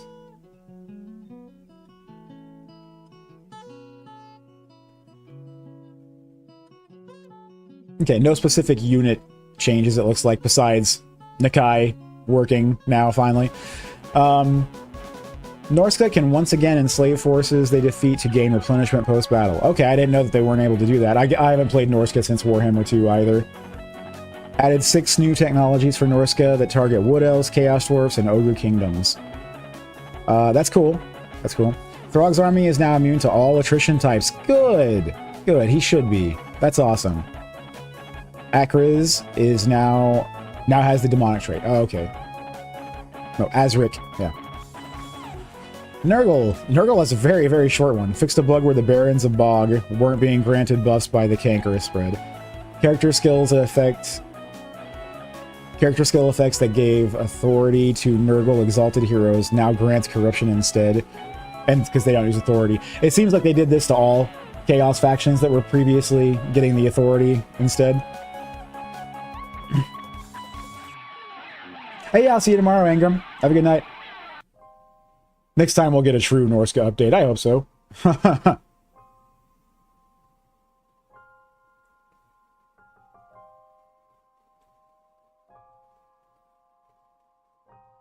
Yeah, tomorrow I'll be on at 6 p.m. Pacific Daylight Time. So 6 my time. Yeah.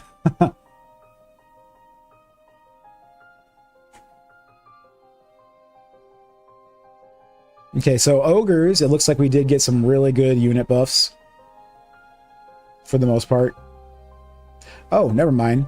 These are nerfs. These cost more and they lost their bonus versus infantry. These same thing. These cost more. They just buffed up Gorgers, that's all.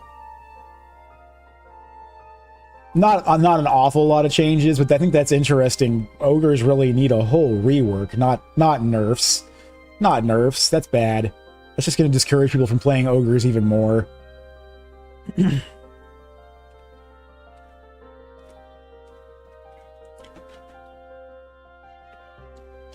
Units. Storm Vermin. Good! Storm Vermin, I've always felt that Storm Vermin were too expensive. Oh, excuse me. Okay, Warp Lightning Cannons are getting a buff. Okay. That's good. That's good. I still think Plague Claw Catapults are the ones that I lean towards, but it's nice to see these getting a buff. Fixed a bug where Slaanesh Disciple armies could recruit regiments of renown. Oh, okay.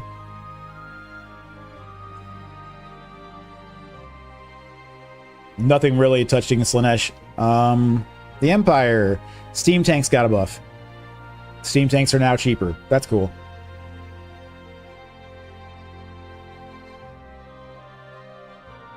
Fixed a duplicated Gotrek and Felix effect in the Empire building tree. I didn't know that was going on. Tomb Kings, let's see. Fix the Lost Tomb landmark building, not applying the perfect vigor attribute to Ushabati units.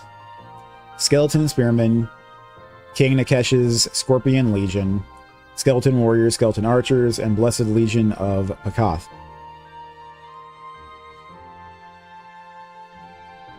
Okay. Now they're expendable. Okay. That's cool. That's cool. Tzeentch is definitely getting some big changes. When changing the Winds of Magic strength level, the effects that become active or inactive from buildings will now show. They've also made it clear how many times the strength level can be changed during your turn. Halt faction has been changed to Halt Army, and now halts a single army. Oh, good. Oh, good. That's what it should have always been. I can't believe that they was allowed to halt faction. That's a huge nerf for Kairos for sure. But I mean, come on, that was needed.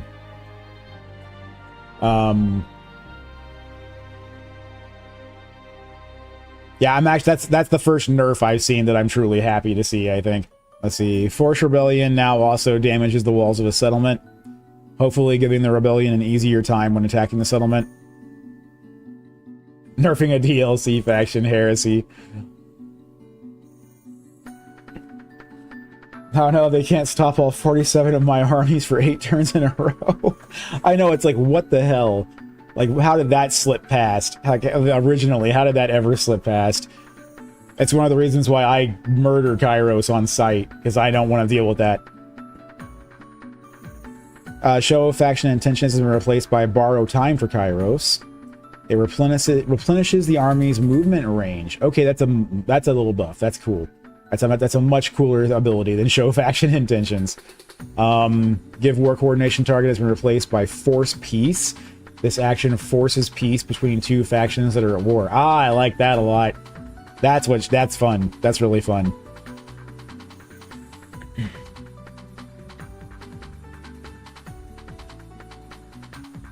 Okay.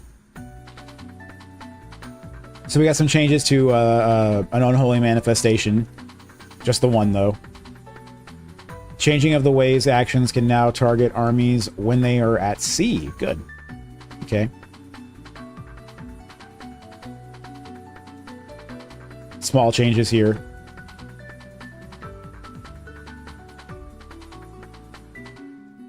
Oh, Chosen as Zinch were not correctly receiving their buffs from the rank 7 red line. That's good that they fixed that. That's bad that it wasn't working. That's funny. Imagine doing that to two factions that absolutely hate each other, like Vampires and Empire. Yeah, that's really fun. That's what I'm thinking about. Like, you can absolutely mess with the campaign by doing that. That'd be really, really fun to do. But then again, it doesn't mean they're going to stop hating each other, though. So they'll probably go right back to war. But you could definitely do some interesting things. You could also fix a lot of random, like RNG bad diplomacy that goes on.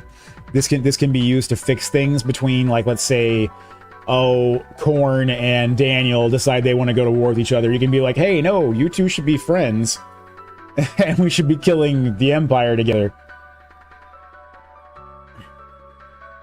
That's true. If they go back to war in 10 turns, their neighbors will all hate them. So it does change things for sure.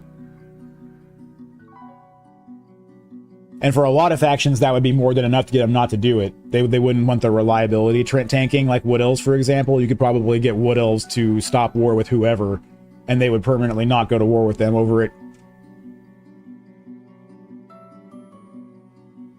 Mark of Zinch Marauder Horsemen are now properly affected by the Gift of Mutation. Okay. Vampire Coast changes.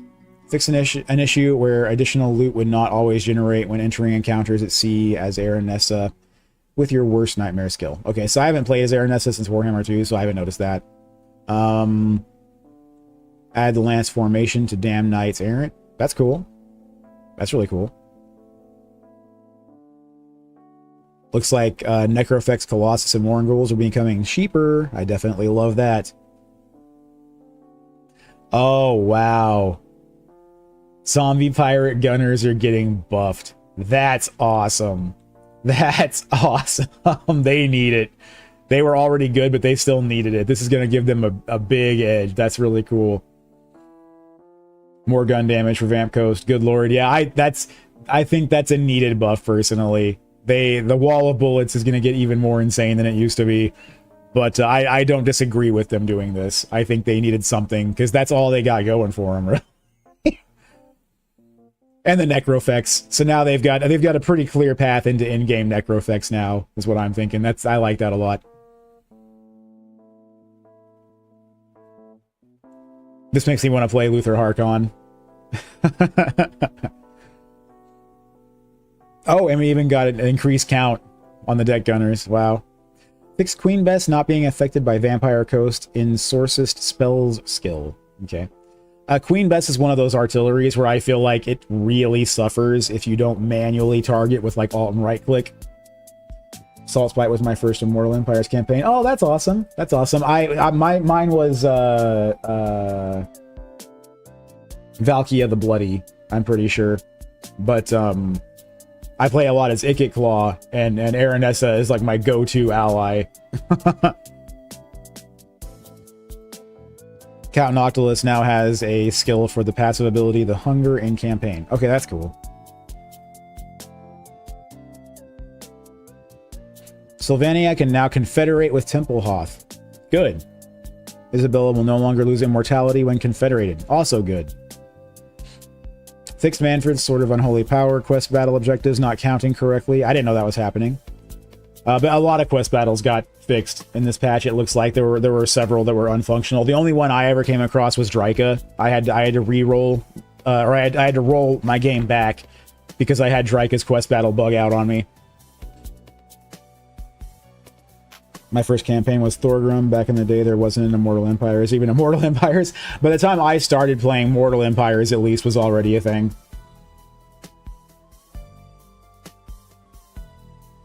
Let's see. Abilities that require their target not to be on or below a platform now correctly say so in the tooltip.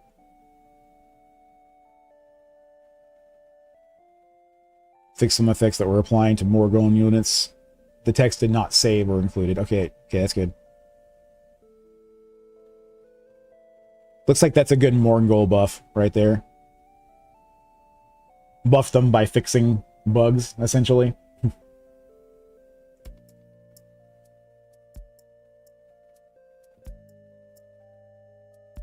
Fix the champions of Chaos Legendary Lords being unable to upgrade demons to Exalted Demons. I didn't know they were unable to do that.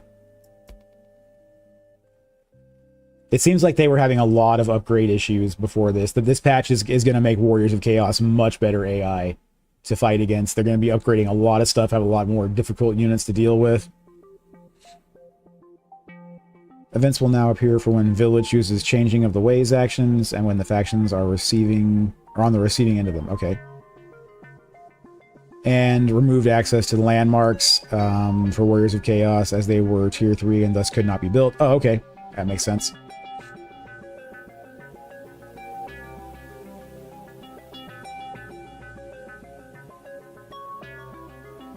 Archaon must now destroy Boris Urson for his short campaign victory, and bring ruin to the Empire factions for his long campaign victory. Interesting. Okay. He only needs 9 Dark Fortresses, which makes sense. You're not going to be able to spread out across as many Dark Fortresses nearly as fast if you now have to do it this way. Swapped Herald Hammerstorm's Indomitable skill for Soothsaying as he was already unbreakable. Good. Cool.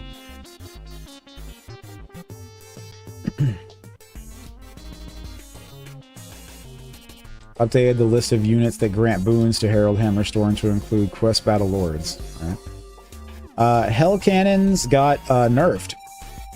That's interesting. I was not a fan of them to begin with. I think they're alright. They're not bad, but I didn't think that they needed a nerf. That's weird. Yeah, exactly. Why Hell Cannons? Like...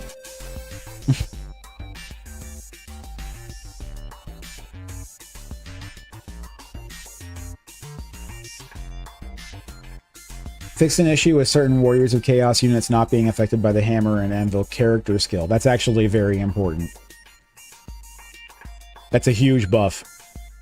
And if they are missing out on it, that's sad. Ariel will now spawn correctly with magic items and the event will display correctly. She also won't spawn for the AI factions before the player can get her. This should be number 2. This should be underneath Nakai now fixed. It should say Ariel now fixed. Fixed Ariel spawning for the AI when they were human non-Draco Wood Elves. Yeah. The Dreaming Wood events now give Slanesh Corruption instead of Undivided for better matching its theme. Yeah, makes sense. Draika Glamour Defect now reduces melee defense instead of reload skill. Okay. Yes, thank you. Give me Ariel back. I've been so mad that the only way I've been able to get her is through Confederation. Because in Warhammer 2, with the Sisters of Twilight, Ariel was my go-to. I would rush Ariel, and then the Sisters and Ariel were like just the death squad. Those two, They should let her fly. She has the wings for a reason. But that would, I mean, if she could fly, she would be the most overpowered unit in the game, hands down. She's already pretty close.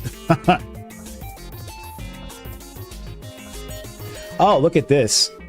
Look at this. We got big buffs. Big buffs to Wood Elf Melee. This is very interesting. This makes me want to try out Wood Elf Melee. So if we're getting big buffs. No. No. They're buffing Way Watchers. They're buffing Way Watchers. I'm okay with this, but I'm not going to say it's fair. Oh, wow. Feral Bears now appear in the tooltip for Drika's Heart skill. Previously, they were affected, but did not show up in the tooltip. Okay. And then Little fixes the technology tree. Added Ancient Tree Man variants to the Wisdom of the Ancients technology tree for Wood Elves. That's good. I had noticed they had been left out. Oh, and updated this to include Blade Captains. I didn't notice they had been left out, but that's good. Okay. Okay, oh, okay, we're past factions. We're on to campaign changes. All right. Yeah, I'm okay with that. If they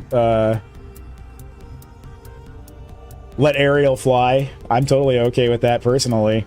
Me and my friends have had a debate for a while on who the most powerful legendary hero is, and I've always said it's Ariel.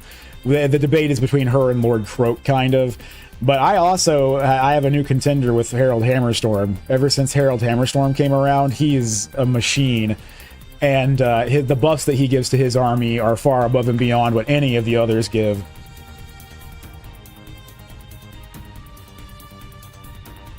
Remove the info button from the war declared panel since there was no info to show and it would sometimes soft lock the game when pressed. Oh, okay. In Realms of Chaos, skipping the Realms of Chaos intro movie will no longer cause a black screen. I didn't know it was doing that.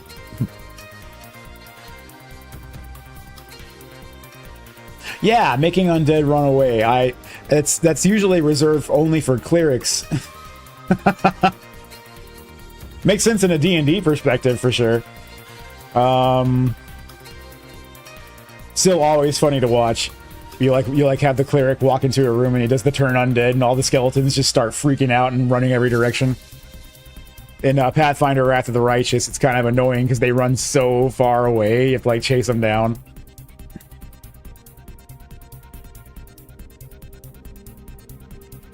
Okay, so Immortal Empires changes. In the Jade River Delta province in the Immortal Empires, Fuchao is now the province capital, and Bakai has become a minor settlement. Okay, that's good. Fuchao has also gained a new landmark port building to highlight its significance. All right, big deal for Lokir. Big deal for Lokir. Great game though. It got me playing Pathfinder 2nd edition. Well, 1st edition first. It's I had played Pathfinder beforehand. And I didn't know anything at all about the world of Galarian. And Kingmaker and Wrath of the Righteous are where I picked up on the lore finally. And me and my friends are actually starting a campaign pretty soon here. Our DM sent us our character sheets to fill out and all of that, and the forms we need to put on his Google Drive or whatever to get our characters going for our next 2nd edition campaign. But it's actually going to be in Galarian, and I'm looking forward to that because now I actually understand the lore of the world thanks to Wrath of the Righteous. And I've watched a lot of lore videos. I got really into the Galarian lore after Wrath of the Righteous. I should say even halfway through Wrath of the Righteous is when I started really diving into the Galarian lore. Back in Kingmaker, I was just looking at Kingmaker as another D&D spinoff. I didn't know anything about Galarian.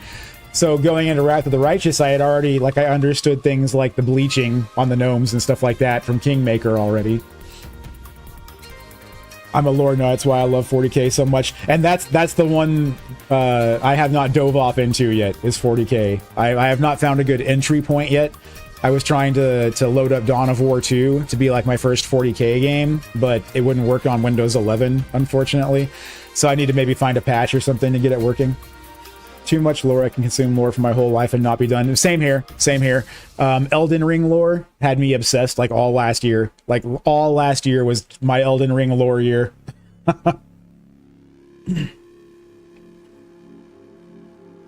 And I'm finally getting into Warhammer lore. You know, I played Total War Warhammer for a long time, not really having any idea what was going on.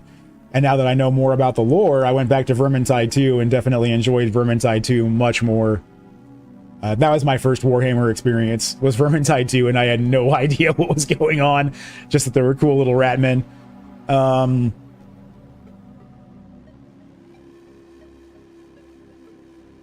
Okay, we'll start from here. The Kislev area in Immortal Empires has been reworked as follows. Each province's capital now has a major settlement. Fort Ostrok is now a major settlement. Thank you. This is big news. This is big news. Not for both Kislev, this is big. For Kistalten, this is big. For Throt the Unclean, this is big. This is big news for everyone in that region. I love this. Awesome. Good job. Thank you, CA. That's a wonderful change. Each province now has 4 settlements. Oh, good. Even better. Even better. Cool. Playing Darktide, I would literally go into multi-hour lore dumps with my friends. Their fault for asking Warhammer fan questions. I do that all the time to my friends. Whenever they bring up stuff in TeamSpeak about something happening in the campaign, and if it happens to be something that's like lore accurate, I'll be like, oh, that's totally lore accurate because yada yada yada happened in the camp. Yeah. And like Drake allying up with Bellicor. They're like, why would this happen? I'm like, oh no, it totally makes sense. Let me explain. The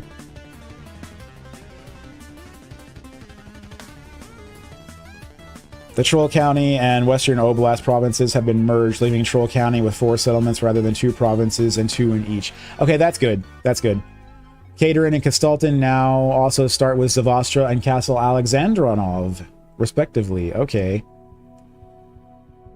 Okay, that's really good. I'm happy to see Kislev buffs.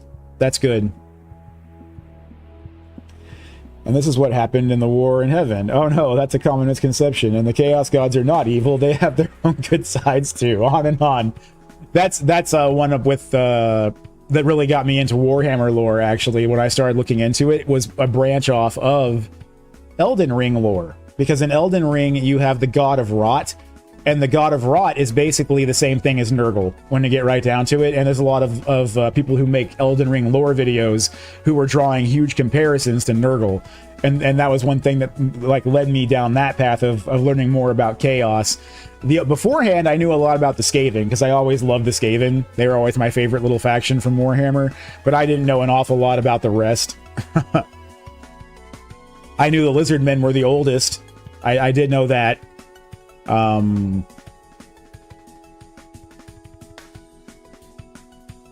Ooh, new minor settlement map.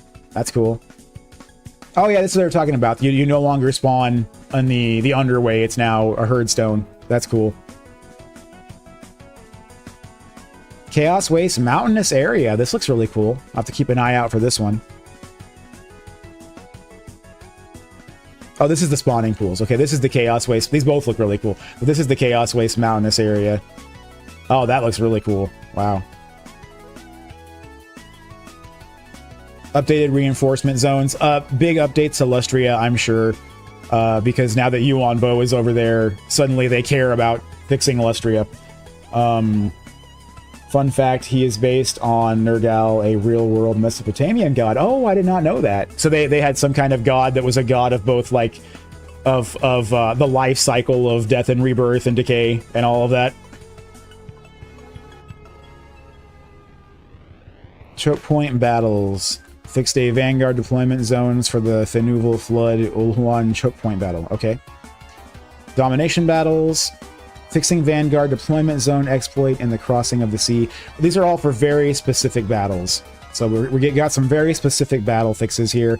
I haven't come across an awful lot of bugs that were specific to maps, but I have seen that pop up.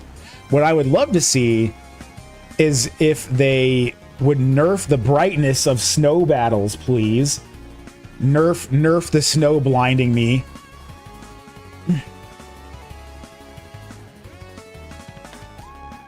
But I'm not seeing anything like that here.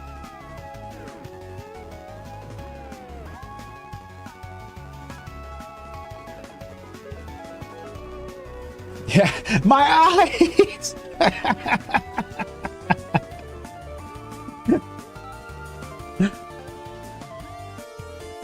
I think I haven't watched it yet, but I saw a video pop up from Legend of Total War on YouTube.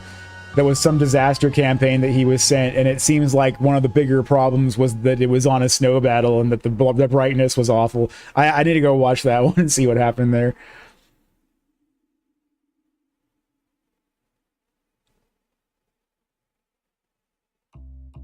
Oh, battle difficulty settings for survival battles. That's cool. Might make survival really fun to play, actually. Okay, multiplayer. Oh, boy. Unless they're saying fix desync, I don't care. I literally... If there is nothing in here about desync, then this is all might as well go right in the trash. Unless they say, we fixed desync, then I don't even want to hear it. I don't even want to hear it.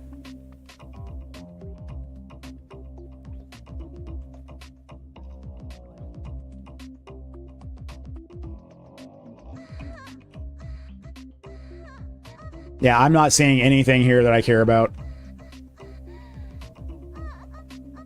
Fix certain difficulty settings not functioning in multiplayer battles? What does that even mean?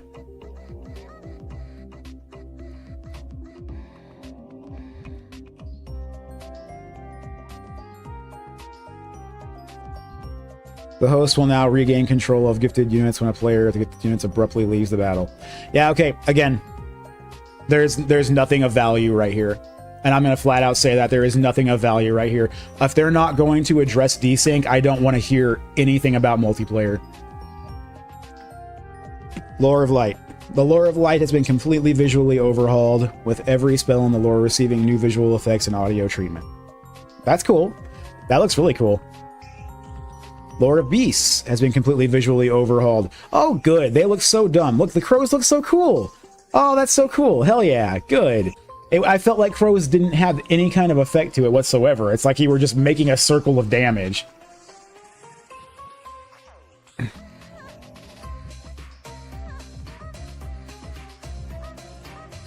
Gave the Bray Shaman his head back. I did not know that they were missing their heads. That's kind of silly and funny. Not super concerned with graphics bugs and glitches. Ever since I got my new computer, I've come across less and less and less of these. But it seems like they fixed an awful lot of graphics bugs. So the design team was definitely doing some work. Audio.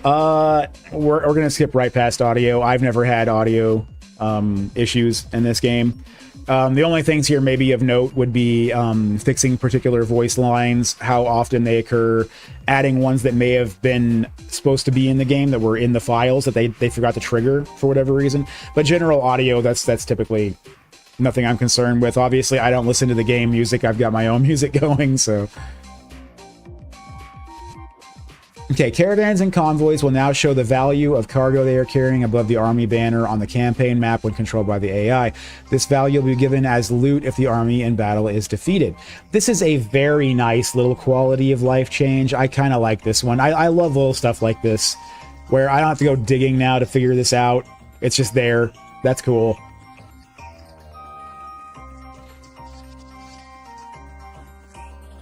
Okay, and the most of this is just little fixes. That was a good one, but from what I'm reading here, nothing here seems amazing.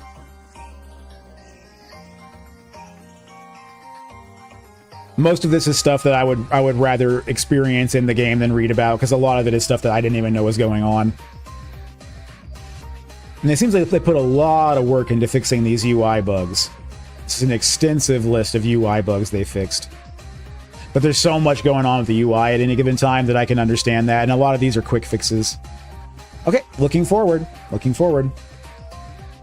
And there you have it. Hang on there, Governor. You might be saying, especially if you're a ravishing cognate lady or gent.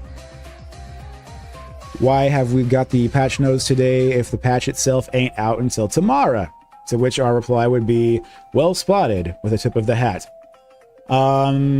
We always bring these a day ahead of release. 4.1 is already cooking. From everyone in Total War, thank you for support. And there we have it. that is the end of the patch notes. My final thoughts are, biggest news obviously is fixing Nakai, but they had already announced that. I love the Cathay buffs, and I love the Wood Elf buffs.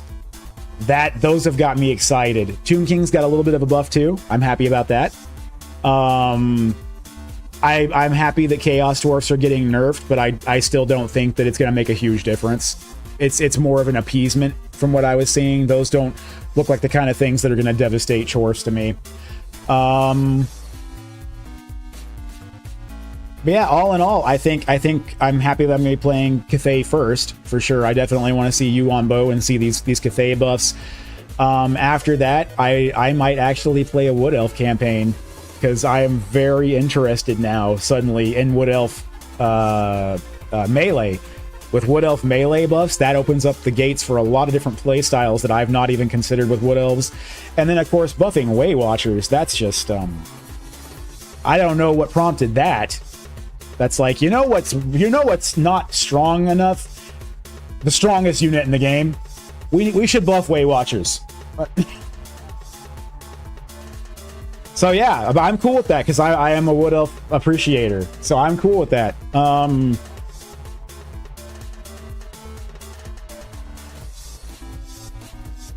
Really looking forward to these graphical upgrades too. These actually are some of the neater things, and this is what's going to be really apparent and obvious when we get into fights. These are the things that are really going to stand out, and I need to remember that I have to recruit Lore of Beasts, and I need to make sure I'm doing Lore of Light as well, because I want to see these new effects, because they look so cool. That's something to really look forward to. Obviously, the achievements have got me excited. I'm going to be focusing on achievements exclusively going forward as soon as this patch hits. So first I'll be getting all of the ones that I can get into Immortal Empires, and then I'm going to go ahead and roll it back to Realms of Chaos and finish up all of those as well. And I think I picked a good time for that, because they've done a lot of good fixes to the Realms of Chaos campaign from what I've seen, which is good. That's good news that they're still addressing Realms of Chaos even to this day. Overall, I'm actually happy with this patch. Good patch all across the board, I think. So nothing in particular that I'm too upset about, aside from multiplayer. The fact that they did not even address desync is always upsetting, because that is the first and foremost thing that is destroying their game. This is supposed to be a multiplayer game, and it's not, because of desync. And that's my final thought on desync and multiplayer, is that this is not even a multiplayer game, as long as desync is a thing. But we'll go ahead and shut this down. That's enough for patch notes. And let's load up some actual Warhammer and get back to the Fey Enchantress.